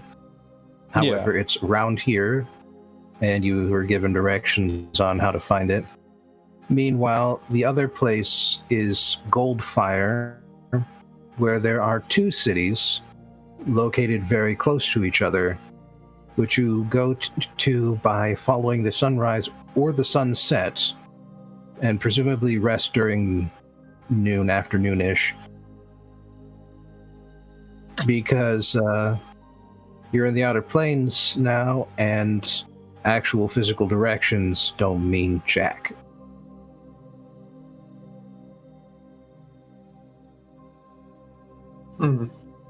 As such, you could presumably go to Goldfire first, then find a valley, follow it down, and end up at the Imperial Palace afterwards. Sounds fine to me. So, you will need to input a destination to go to first. And there's currently a three-way tie that Grenache has to break. I mean, look, I figure we may as well just go to the Imperial City first and get that out of the way. All right, that's a majority. Let's go. No hesitation here whatsoever. Just know that you owe me. All right. Thanks, Lily. Walking down through the valleys here is actually rather difficult. The sides of the mountains get very steep in places, and while there are metered, flattened roads here and there, none of them quite go in completely the direction you want them to. That being said, you do find plenty of farmers along the way that are managing the various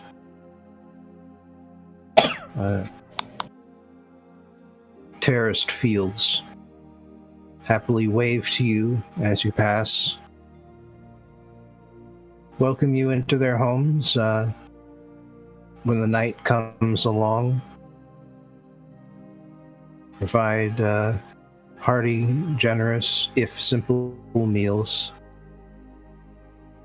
Never ask any questions you aren't willing to answer.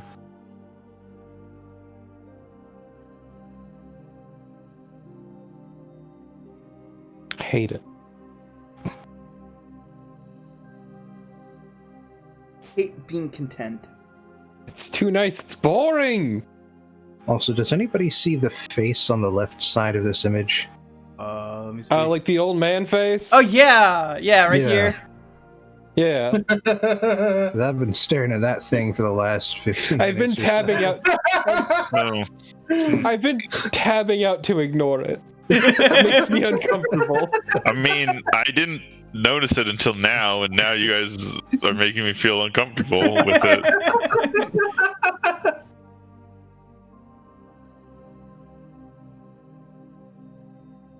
But yes. Turns out Grandpa was that important, he got his face carved in. So, it does take a few days for you to reach the Imperial City, but once you do, it's hard to miss. There is an Imperial City back in Okar, a section of the city that is just cordoned off, walled off from the rest of the city. Partly a second layer of protection, partly a way of keeping the Imperial business away from the goings-on throughout the rest of the city. And here it seems to have been duplicated, expanded, and blown up. Not like exploded, just like zoomed. We get it. Yeah, it got a giant mushroom applied to it. Everything got bigger. Yeah. And it is also on the banks of a fairly wide and slow river, despite all the many mountain streams feeding into it. And that is similar to the one that Okar's built alongside. But here, there are no walls. There is no separate area for the Imperial business as compared to the rest of the city. It is all one. It is all the Imperial court.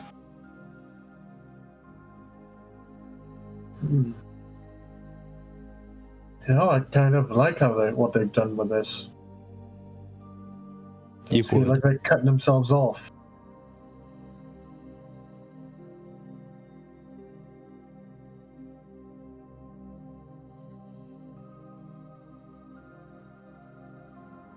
Yeah, cutting themselves off, I think, is a big mistake. An improvement.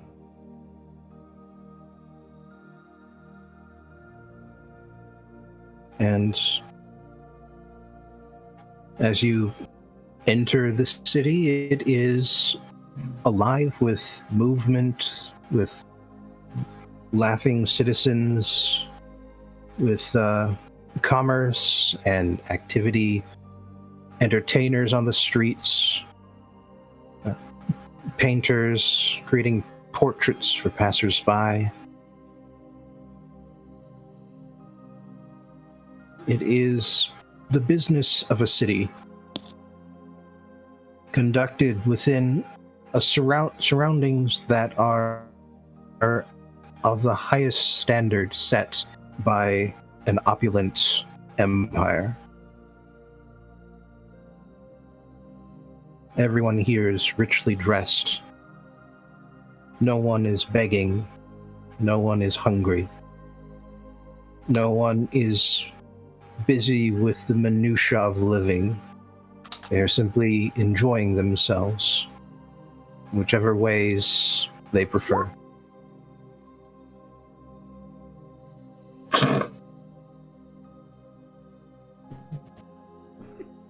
Yeah, if you want to steal, go ahead and give it a shot. No, I need a goal.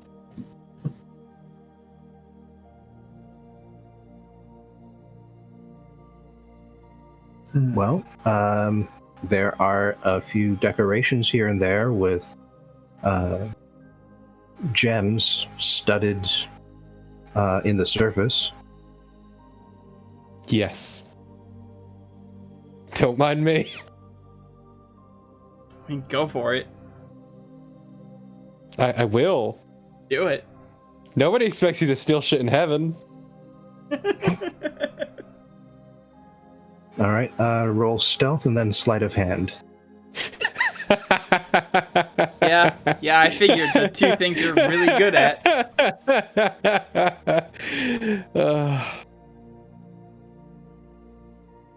Stealth and sleight of hand. Oh, Jesus. So that's inaccurate. They're both 28.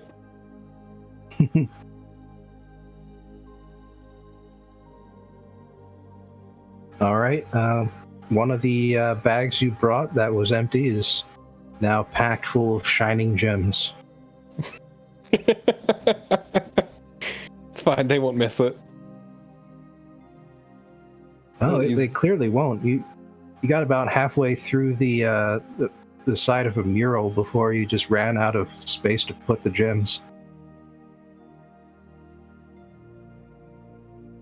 I was hoping that you would look at your bag completely full, and then you would look back and the gems have just automatically replaced themselves because this is heaven. No, they want for nothing here. That's the point.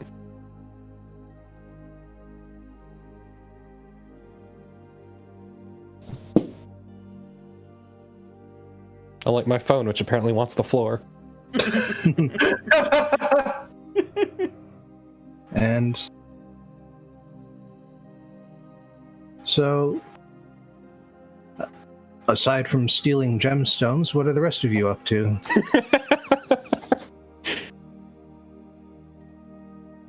I want to go see how I can get an audience with Antaria.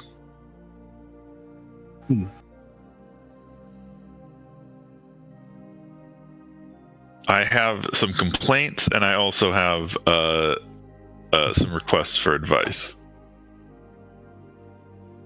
Well, unfortunately, she does have a line of petitioners, and in order to get into that line, you need to be a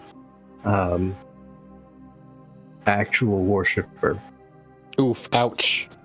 I'm not an actual worshiper. We have one in the party. I know we have one in the that's party. not for you. Nope. Yeah. Does it work if an actual worshiper escorts you? No, the actual worshiper needs to be the one with the request. However, she does have a few angels who can just take down your suggestions. All right. Well, this was a waste of time, guys. What kind of god only listens to people who worship them? When I'm a god, I will listen to everyone. I Sure you will. sure hope you do not become. Yeah. Your ego is already insufferable enough as it is.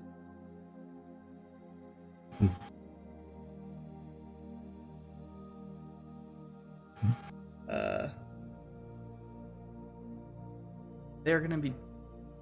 I kind of want to actually go up to the angels and be like, and have them take down, like, hey, your empire's kind of gotten like out of control, and you know, my general grievances with the empire that I myself am trying to fix, but maybe something divine would help sprint it along a little bit.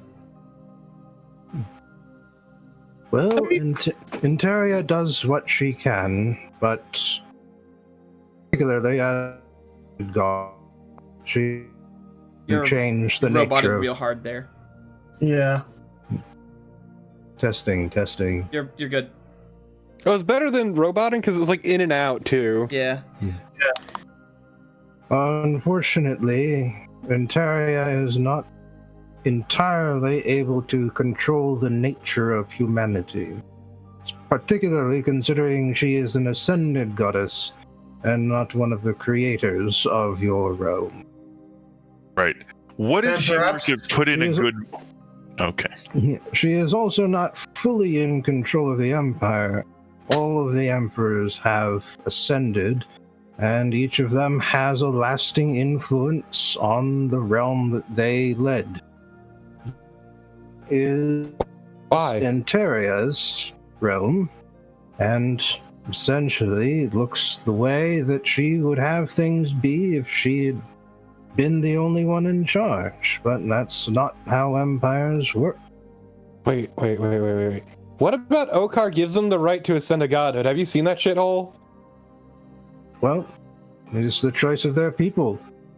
They believe that each emperor upon death ascends into godhood, some more so than others. Interia more so than the rest. So she does Fucking have idiots. a strong influence over Okar, keeps it from going too far off the rails, but she has to contend with other emperors who want other things. It sounds like... Grenache raises a hand. It sounds like, though, what she could use is an emperor who is, like her in some ways, some key ways, perhaps. And maybe, she could put in a good word, let that person compete for the emperorship, even if they are technically ineligible. Good luck, kid. I look at the angel and I go, I like you. I like you a lot. Grenache keeps a hand raised. Yes, the quiet half-orc in the back. Then perhaps there's something I can do to help. Well, anything you got in mind? Because looking at your record here, looks like you've been doing pretty good. Spreading the word, keeping the peace, beating back the forces of darkness and chaos. Anything else you had in mind? Well, if there is such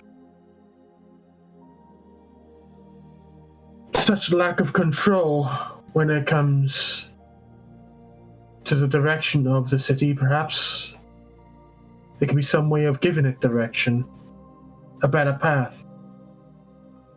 If there was someone who could lead them along that path, someone who would be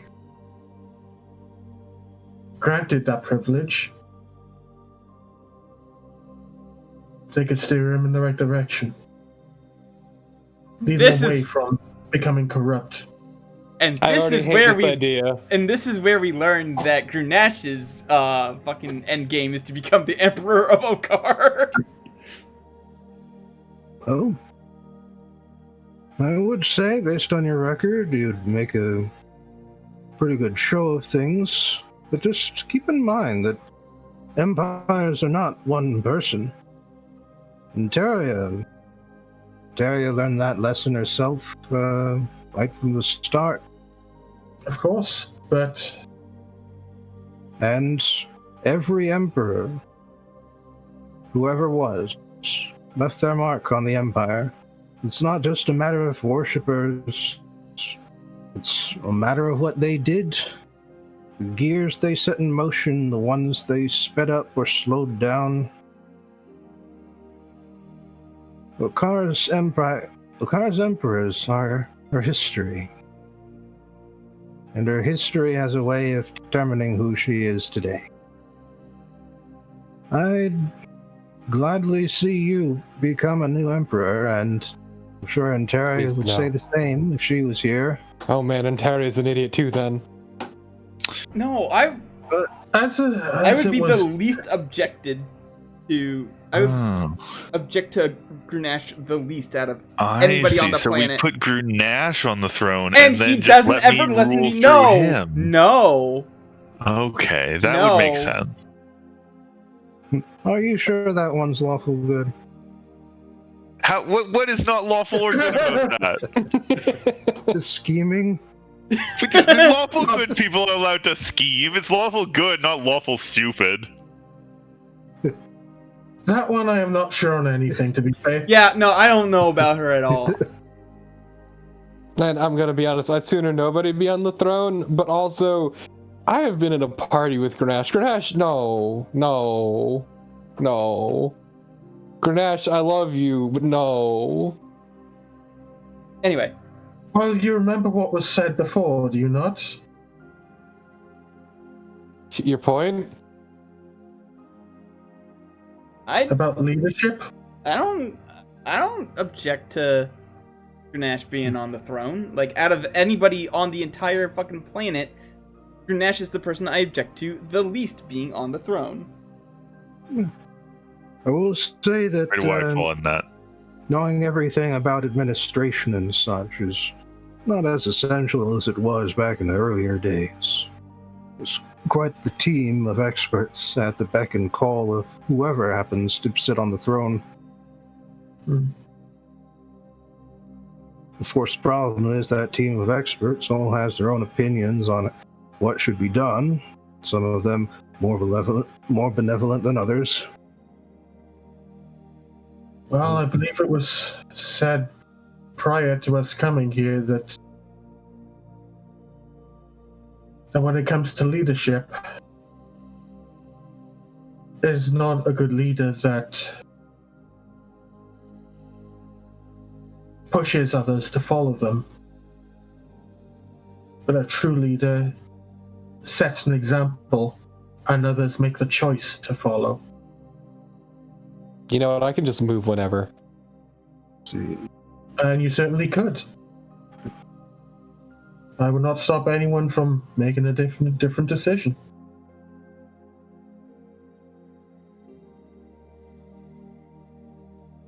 Oh, you got that from the Githzerai. Interesting. They certainly left an impression on me. Well, glad to hear it. They tend to have their heads screwed on straight. Disagree a lot about what to do with those heads, but, you know, it happens. Well, not much different from an empire, am I right?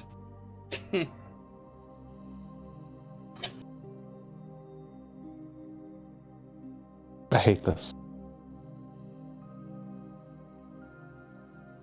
All right. Any further business?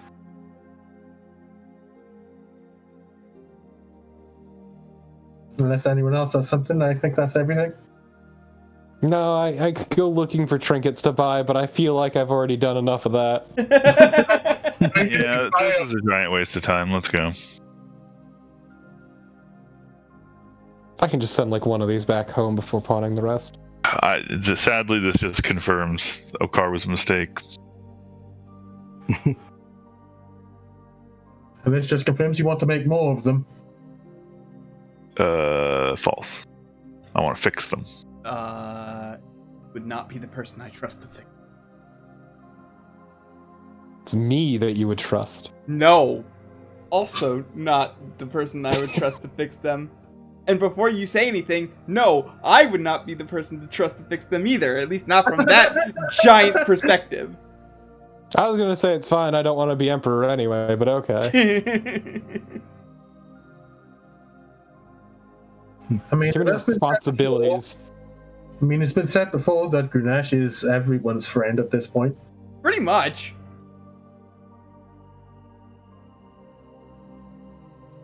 Look, heavy is the head that wears the crown, and I prefer mine to be nice and light. Already big enough as it is, so very top heavy.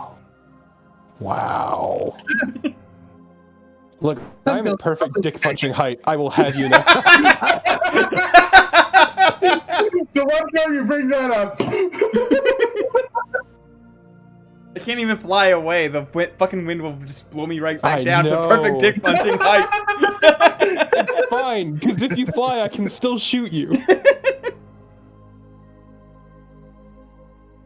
Although the target's got to be pretty small, I must imagine. Ouch. Grenache, you're the last person on this party to be talking about that sort of thing. Oof. Ouch. Ouch. Oof. Do we need to take you to the burn ward? Well, if we could end the dick measuring contest and move on. Yes, we need to pick a direction, don't we? Sunrise or sunset, whichever is happening. I want sunset. Did we get any information about choosing between them? Nope. Well, no, what you got was to do one and then the other. Oh. And even though it seems like you would be moving back and forth along the same ground, you are actually making progress towards Goldfire because Outer Planes. The rules don't matter and the points are made up. Yeah. Okay. And Lily, roll a perception check. Oh boy! Oh no, my money! Oh no! It's fine, it's fine. So that bag that was empty and then full is now empty. No! I bet Means I they're... couldn't even buy a trinket anyway. This place blows. Hate it. Well then. To see a year of anguish from Lily, Grenache turned around. Confused. So betrayed. What were you expecting, even? Money, you fucking idiot! From this place? Yes! Well, you've got your hopes high, haven't you? Lily, have you ever Apparently- heard the phrase "money is no object"? That's It's literally several true. objects, that's why. It's literally true here. It's several, it's many objects, actually. You might argue. And you I never will say want if- what you never seem to want. I will say, if nothing else, Lily, if you were on a path, you would no longer be on one. Oh, wow, what a shock. It's almost like I didn't choose one on purpose. Yep, just keeping track for everybody, though. I knew what was going to happen. Mhm.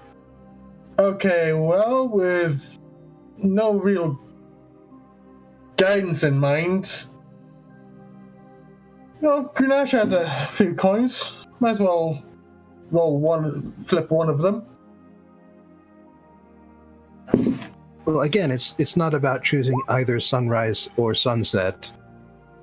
By following first one, waiting through noon, and then following the other, you will get to a spot where you can see both cities stretching out below you. Well, there seems to be a discussion on which one we pick first, so... Yes, that is worth discussing. Flips a coin. Shrugs. Sunset it is. Alright, Yes. fine. Suck it, Lake.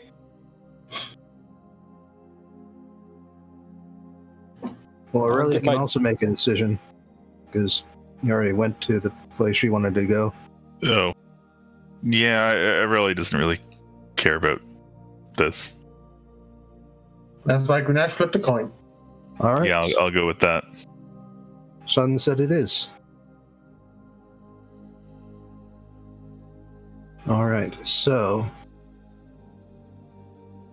the cities of Goldfire stretch out below you.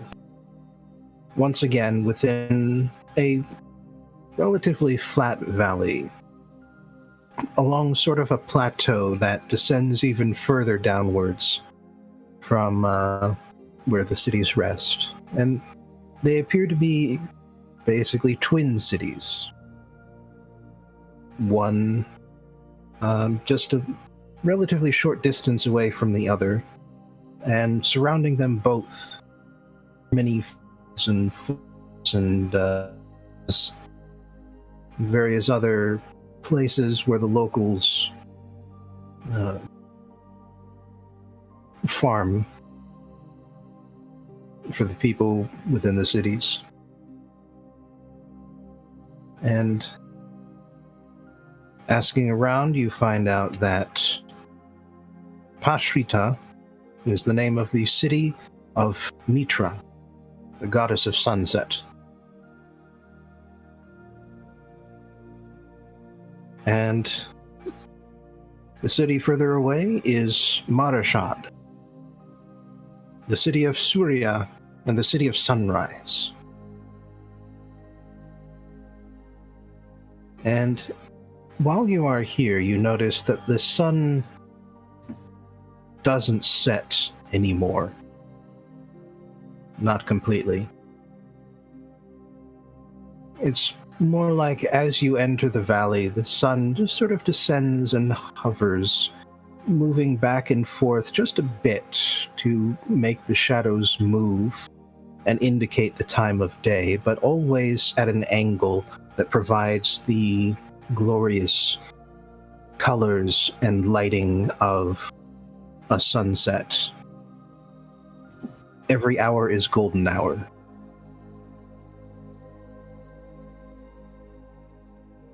The dream is real. Oh, that's okay. It's 5 o'clock somewhere, they say, every fucking day. Pashrita is easily identified from a distance because it is the city that is full of white buildings. Every Ugh. last building is completely bleached white. All the better to capture the color of the sunset on every surface. Every building has a small hole at the center where a bit of smoke rises out. You touch the side of one of the walls and it is warm to the touch. And this is true about every building, not just the homes, but the public buildings as well.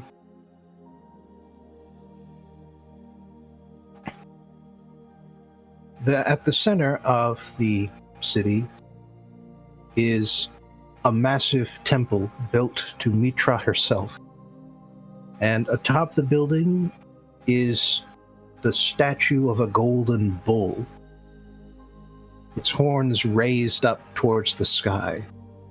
The light of the sun, the light of the constant sunset reflecting off the gold and showering the city with sparkles. The streets of the city are constantly full of activity. People coming and going, merchants calling out their wares, philosophers and scholars and astrologers shouting out their opinions at one another in lively debates. I have Twitter for that.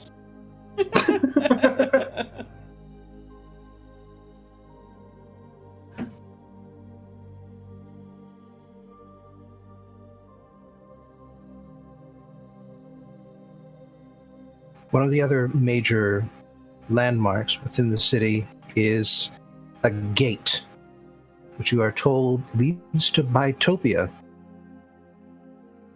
Apparently there are other members of the pantheon that these two belong to, with a permanent realm within the twin heavens of Bitopia. Twin paradises, that's the one. And so much of the lively trade generated by the gnomes of Bitopia comes in through the gates.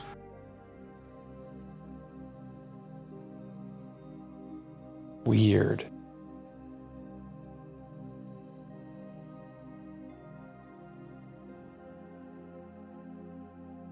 So, there's quite a lot you could do here. What do you do? What do you choose to do first?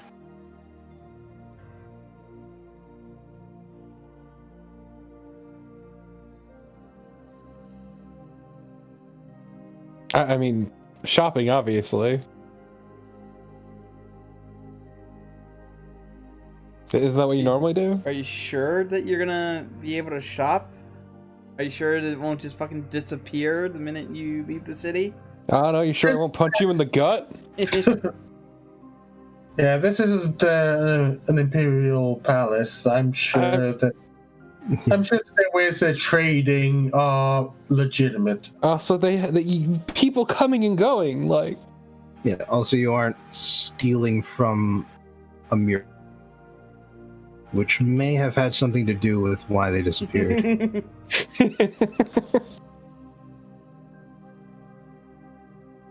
I don't know what you're talking about.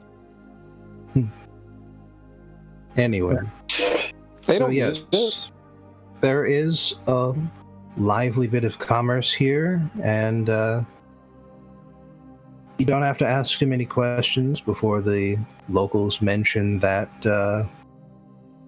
wealth and success in trade are considered blessings from the twin goddesses. And so a lively market is an homage to their mistresses.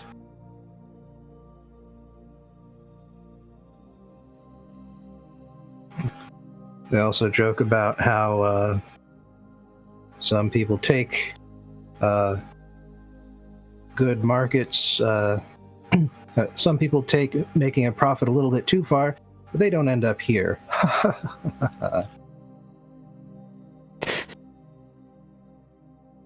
Ouch. Also, something that you notice is that they've got a lot of wands of light for sale. This appears to be one of the places where the multiverse itself gets its supply. Okay, that's weird. And according to them, all of the wands possess the true light of the sun within them. Not just lighting up dark places, but bringing the light of daylight to well, creatures that might not like that sort of thing. Oh, like fucking yeah. vampires. Yeah, I wouldn't know what it's like with my sweet sunblade. I don't even know if I can use wands of light. I could use wands, but if it requires attunement to it, that's going to be a thing. I don't think stuff like that. Yeah, not every wand requires attunement. Yeah. Yeah, there are some that do, though. I actually make an inquiry about that directly to them. Are these things that you need to attune with to use them? Oh, no, but they also don't last forever. They provide sunlight, but only for a number of days equal to the cost of the wand divided by 10. So in other words, 10 gold pieces for 1 day of sunlight. And that is from the moment you purchase it.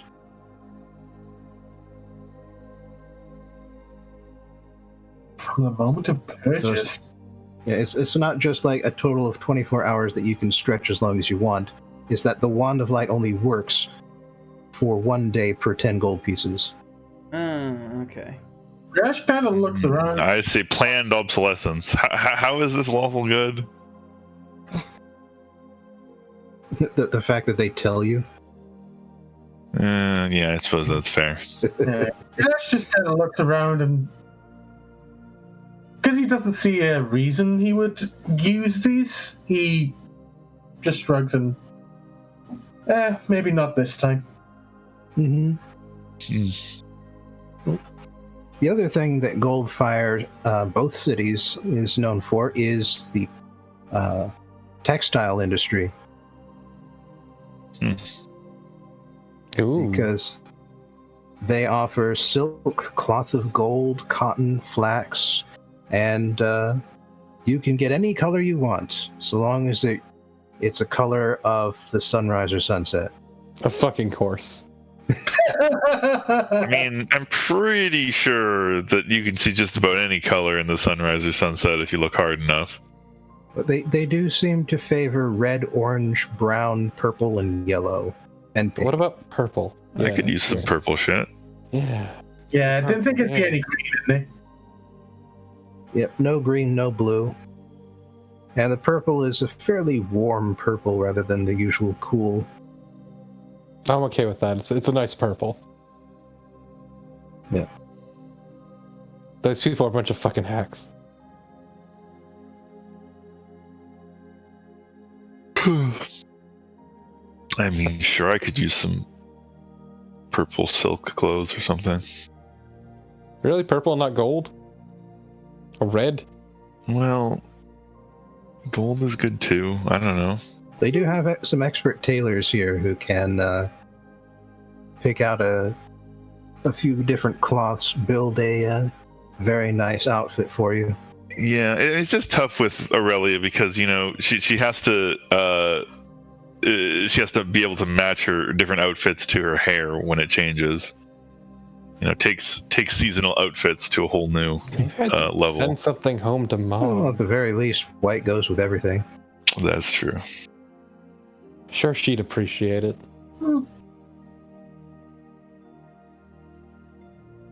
Yeah, Grenache will look to pitch in for maybe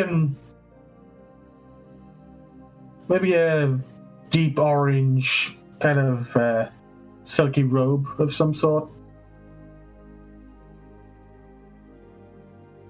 Given he knows Aurelia, he'd probably end up getting dragged into a few more parties before he's done. Yeah, I mean, your costume does favor orange and red already, doesn't it? Yeah. So, yeah, you can just sort of shop around here, basically get upgraded materials, finer stuff. Seems good. Time to get something custom made for mom. Finally. Look, I'm sure she'd appreciate some tasteful purple silks. I mean, your mother might. Still yet to meet mine again. Also, there are plenty of tailors here who can supply, who are good at small-sized Good. tailoring. Going to them. Because, yeah, there's a lot of gnomes coming through here. Actually, a lot of halflings, too. I can speak halfling, finally! After all these years!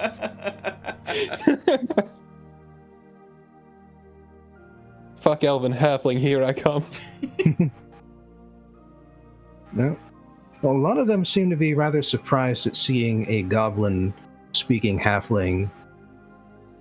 Apparently, in the multiverse, it's not as common as it would be back home. Huh. They're not, I'm not the weird one, they're the weird ones. What about me speaking halfling? I guess that's probably a little less weird. A little less weird. But it's a sort of thing where they go, oh wow, you don't look like the kind of person who can speak halfling. Thanks, let's talk in halfling. I will talk to them in halfling. And Grenache can just talk to everyone. It's like those videos where the very white person speaks perfect Mandarin. Yes. Yes, yes.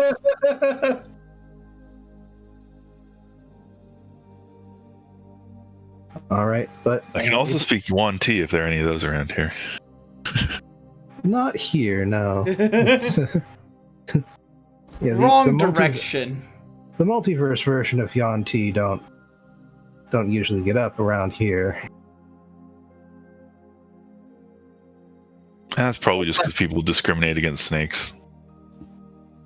Sure. It depends on how well they climb, I think. Well, some snakes are really good at climbing. Yeah. Anyway, the city seems bright and cheerful and happy and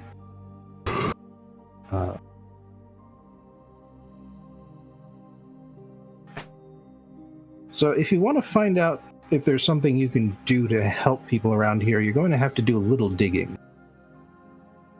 Yeah, alright. Yeah. Let's I'll check around, keep your ears open. Yeah. For Bailey.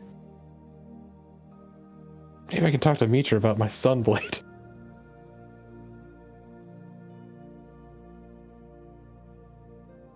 Well, if you power it on at any point, you will get a round of applause. Check this out.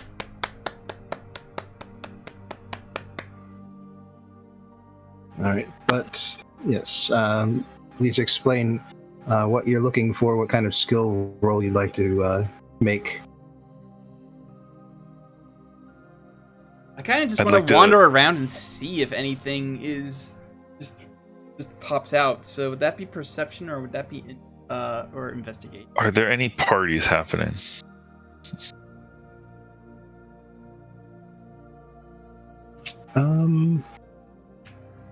Well, some of the forums with a lot of the debate are wet. Nice. Let's check it out.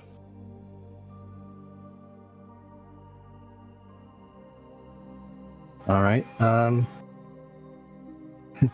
Thing about booze on Mount Celestia is that it always goes down smooth. No hangover. Well, that depends on how much you drink, but they do always remind you to drink some water. They do have constant ads telling you to drink responsibly. Yeah, they got the hydrate bot on constant alert. Archons against drunk riding. Yeah, even in Mount Celestia, it will not stop you from feeling the consequences of abusing your body. Isn't that But they can. That's like the whole point of one of the things, isn't it? Yeah, kinda. Oh, so I could have we could have advanced the self-flagellation path by just getting shit-faced constantly. Good to know. Good to know. No, I don't think that's how that works. Well, it's not about the getting hammered. It's about embracing the migraine afterwards. Be like, yeah, it's good pain.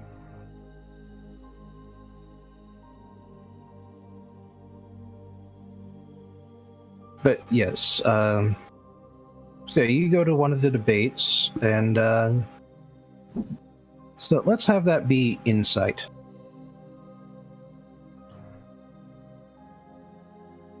Not the best at insight. Might I roll on that as well? I was asking Aurelia, since she okay. was leading the charge on this, but if any of you want to be there and also attend and also... Perfect. I literally cannot even begin to match Aurelia's roll, so I'm not even going to bother. I'll make an attempt. Close. Not quite. Comparable. Yes, one of the debaters catches your interest because you hear her shouting, and I'm telling you that the fields out there are not as useful as the forest was. We chopped it all down. Now, if we could get someone out there to replant a new forest and actually care for it this time, instead of just wiping it out like we did before, then maybe we could get some long-term use out of it, instead of just one bunch of wood that's no longer even on the market anymore.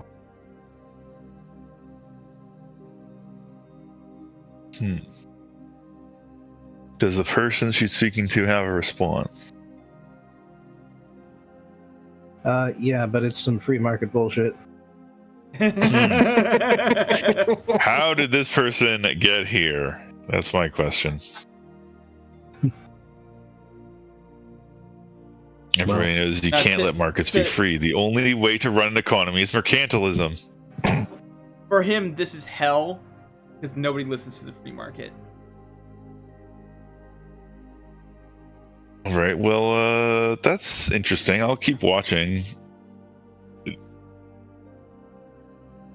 Unless Oh my god!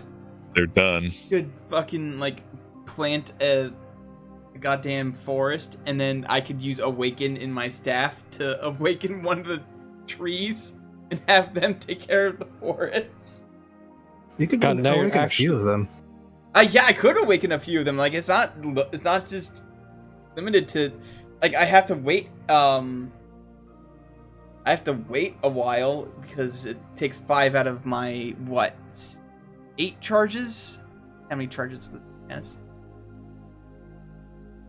Yeah, but you're not climbing Mount Celestia in a day anyhow. Yeah, true. I can make it rain. I don't know. The idea of awakening a bunch of trees to found a forest feels weird to me. But who would know better how to take care of trees than other trees? I guess. The idea of playing God sits weird. I make the approach to the debater who spoke about planting trees. Mhm. Excuse me. Might I have a moment? Yes? Oh, excuse me. Don't see too many of your parents around here. But that's fine. That does not surprise me, to be fair. You mentioned about replanting some species of tree, I overheard? Yes. There was a nice pine forest over in that direction there. Chopped it all down, helped build the city further. Are there any seeds that might remain from that forest? Seed? Ways to regrow it. They would have to start with a seed. Well, I suppose there's always pine cones around here somewhere. If you head further afield, out past the bounds of Goldfire. There are plenty of pine forests out there. You might even be able to find a few seedlings to transplant. Make it easier on yourself if you're actually thinking about going through with this. Well, it seems it would be, as you say, doing long-term good in that regard. Well, indeed. That's what I was trying to say. It's not just about the needs of the market today, it's about the needs of the market tomorrow and every day in the future. We don't exactly have children or generations here in heaven, but there's still a future to care for. I mean, presumably, there will always be more people coming to heaven. I'm sure there are children in heaven. Not made in the traditional sense, is what all You're I'm just saying. not trying hard enough, apparently. My god, Lily. What? That really isn't how it works. Can you That's say the for reason- certain, though? There's a reason Yes. it's orphanage on the lower levels. That's because they drag in kids from all over. Well, yeah. The ones that are passed on, yes. Anyway, let's go plant a forest and then awaken some trees. Well, there are Let's- actual mortals living on the outer planes as well. Just Yeah. most Yeah. of them don't live on the higher reaches of Mount Celestia. I mean, we literally just helped one of those mortals. Yeah. Okay, so put the idea forward. So let's go sort some trees out. Yeah, you can do that. Have fun. Yeah, Yeah, let's do it. we can leave the other two to the markets. Yeah. Green Ash and Lake just wander off.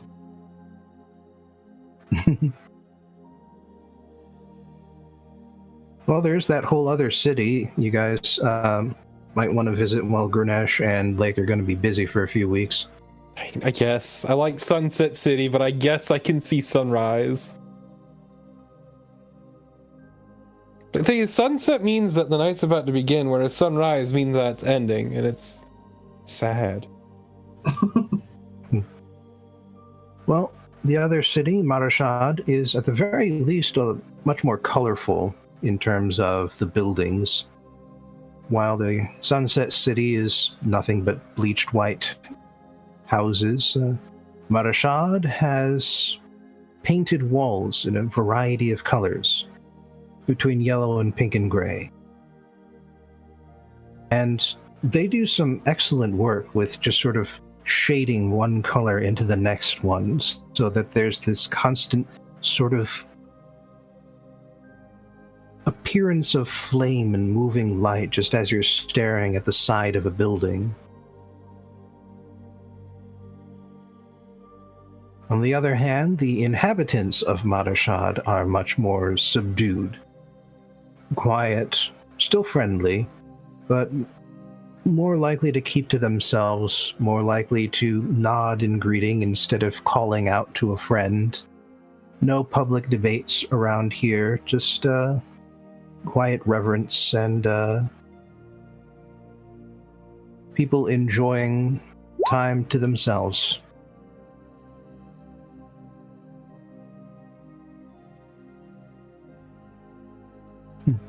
See, I was gonna say they mastered the gradient, but Now, this being the city of Surya, her temple is also at the center, but it's much less boisterous, much less decorated. There isn't a giant golden bowl on top of it. It's there, it's colorful, but it isn't taking up as much like visual space in the city. But there is one other very interesting landmark in Marashad that you find out about, which is the Crucible of Light. No, God, I hate the name already. What is it? It is a very fancy-looking crucible made out of pink marble and carved into the shape of a lotus. Okay, you lost me, but then you brought me back again. This sounds great. It is apparently heated by light that emanates from its center rather than any sort of furnace. And it is perfectly safe for humans and other creatures to enter into the crucible, where they will be purged of any curses that force them into an evil alignment. Haha! Joke's on them. But yes, you have heard that if a werewolf were to make their way up to this city and enter the Crucible of Light, the form of the werewolf would remain, but the evil tendencies that the curse brings on would be purged away. Oh, that sounds like a fucking win-win. Yeah. Also, if a fiend were to somehow be brought here and thrown into the Crucible, they would vaporize forever. Yeah, I'm not going The in there. ultimate dunk. Of course, getting them to the Crucible tends to be the hard part. Yeah. Having to cart their ass up the mountain is one thing. But the satisfaction of dunking them in and just eliminating them from life forever. Yeah, I mean, it's just that there are easier ways to do that even in the Outer Planes.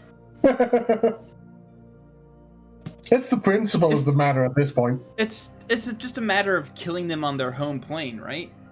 Yeah, Yeah. if you go to where they live and stab them in the chest enough times,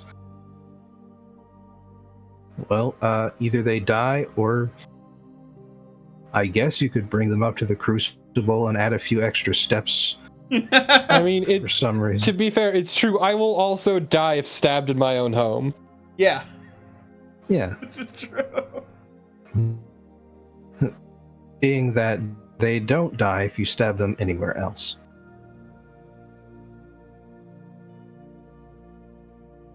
Anyway, those of you who are present, make an insight check. Oh boy, this will go well. Whatever, you have a fucking... Oh no, that's right, insight's one of your bad stats. Like one of the 2 bad ones. I actually have a number that aren't great, but I don't use them. Yeah, I guess Aurelia- nature wouldn't be. Neither with Aurelia, animal you're also handling. present. Oh, okay, sorry. Insight.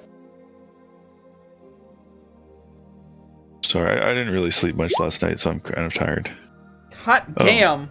Okay, well, Aurelia is feeling more insightful than I am today.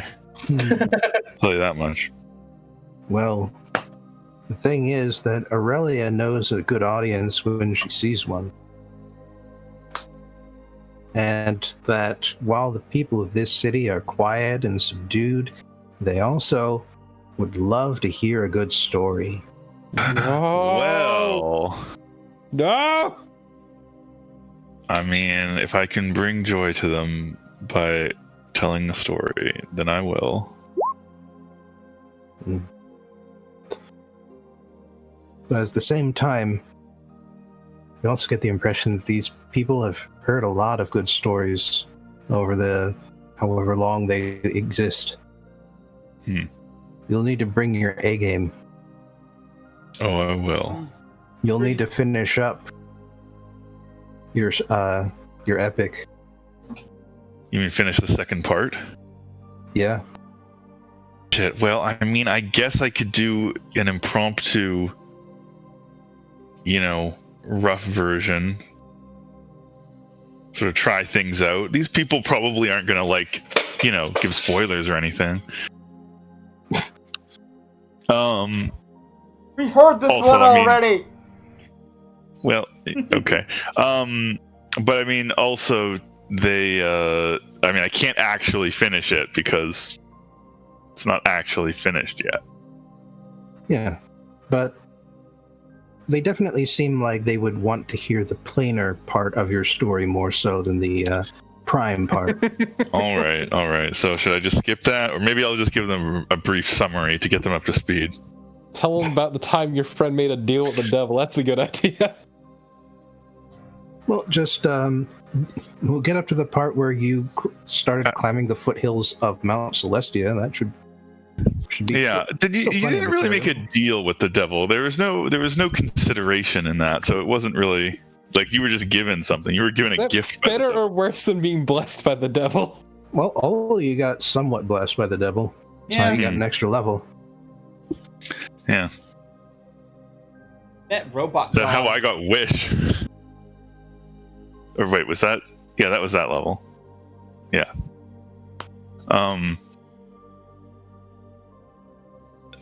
Okay. Well, yeah. Let's go for it. Let's tell them the story. I'll maybe whip up a quick introduction about how this is the story of all about how You're our like lives that. go. Okay. No. I'm not even gonna do it. The introduction that's a band of noble and brave adventurers led by Noble? obviously a noble and brave adventurer and her companions. And their adventures in the plains after saving their own homeland from destruction. And then she'll get into it. Boo, you suck. The story focuses entirely on too much on one character. This clearly requires an ensemble cast approach, but No, Aurelia is playing the role of the narrator. More special than the rest. Wow. Truly, genius is never appreciated in his time. We get it. You like your wife, nobody cares. Wow, I'm sorry, but the half-hour love scene had to be included. All right. Longer than the actual love scene. What I would like is 5 performance checks. Jesus. Okay. By that structure. Yeah. In addition to the one I already did, or on top of that? You rolled persuasion. Oh, I did. Wow, I meant to roll performance. That's funny. I persuaded them that it was good. Wow, re-rolling that one. 1. I mean, whatever. It's still good. Okay, that makes up for it. That's 2, 3, 4, 5. Okay, I'm happy with that. Nice. The first act was pretty weak. It was a little. The intro was rough. It was hard. They didn't have context, right? I mean, this is why they're supposed to be performed back to back, But I can workshop it. Get sort of an Iliad Odyssey vibe going. So trying to put on Henry VIII Part 2. Mm-hmm. Yes. My intention was to get the average out of the 5. Which I believe is the 33. Makes sense. And, while you got off to a bit of a rocky start, still basically trying to get a feel for your audience, what they appreciate, what they don't. And for some reason, the shopping parts of the stories are what really get them going. I like God the damn it. little goblin that buys everything. That's my favorite character. They might be in the quieter of the 2 cities, but they still follow the same set of values as the other city. It becomes pretty clear pretty quickly. Well, gotta play to your audience. All right. And you get plenty of opportunities to play to your audience as well, because meanwhile, 2 of the other party members are busy planting a small forest outside of town, and then awakening a couple of the larger saplings to just watch over them, manage the plant population, and insist, gently but firmly, if loggers come up and trying to take more than what they need, or take more than what the forest can accept. All right. Maybe during one of the act breaks, I can do like a PSA about conservation. Well, they're not the ones who cut down the forest. It's the other city. Oh, okay. Sorry, I missed that part.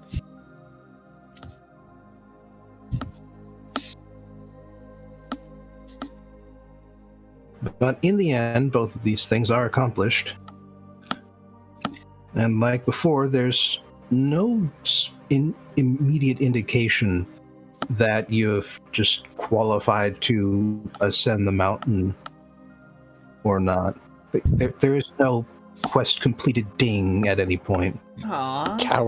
Cowards.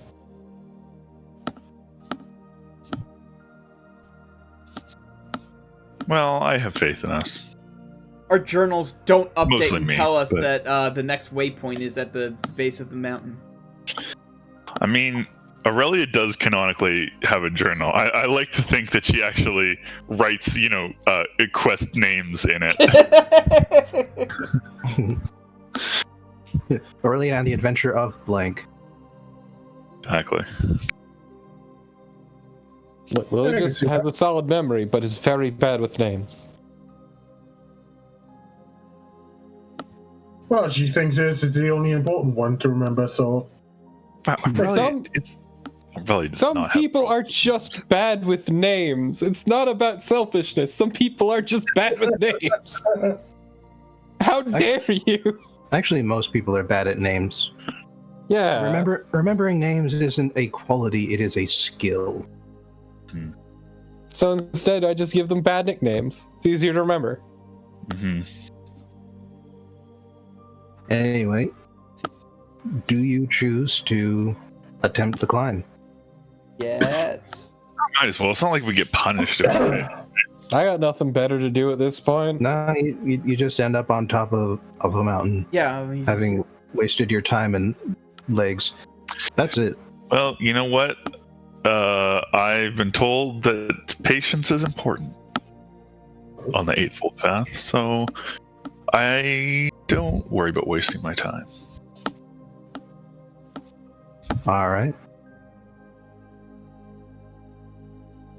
You climb up the nearest mountain, which is quite tall, quite steep, as the others are before. And there are still paths, however, paths that seem to have been carved out of the mountain, designed for humanoids to walk along in order to ascend higher up. It's not always easy finding the right path, or there are a few dead ends along the way, but eventually you rise up beyond the tree line, beyond the snow line. The going gets treacherous, but nothing you can't handle. Until finally you reach the peak, and down below you, just on the other side of the mountain, despite how high it seems to be, the other side of the mountain is covered in forests and greenery. We should just awaken And some the of the trees peaks. here. The peaks are low and rounded, and the air has become thicker again, easier to breathe. Finally, just the way I like it. There. But looking at the time, it appears we will be exploring Venya next time. Alrighty. Cool.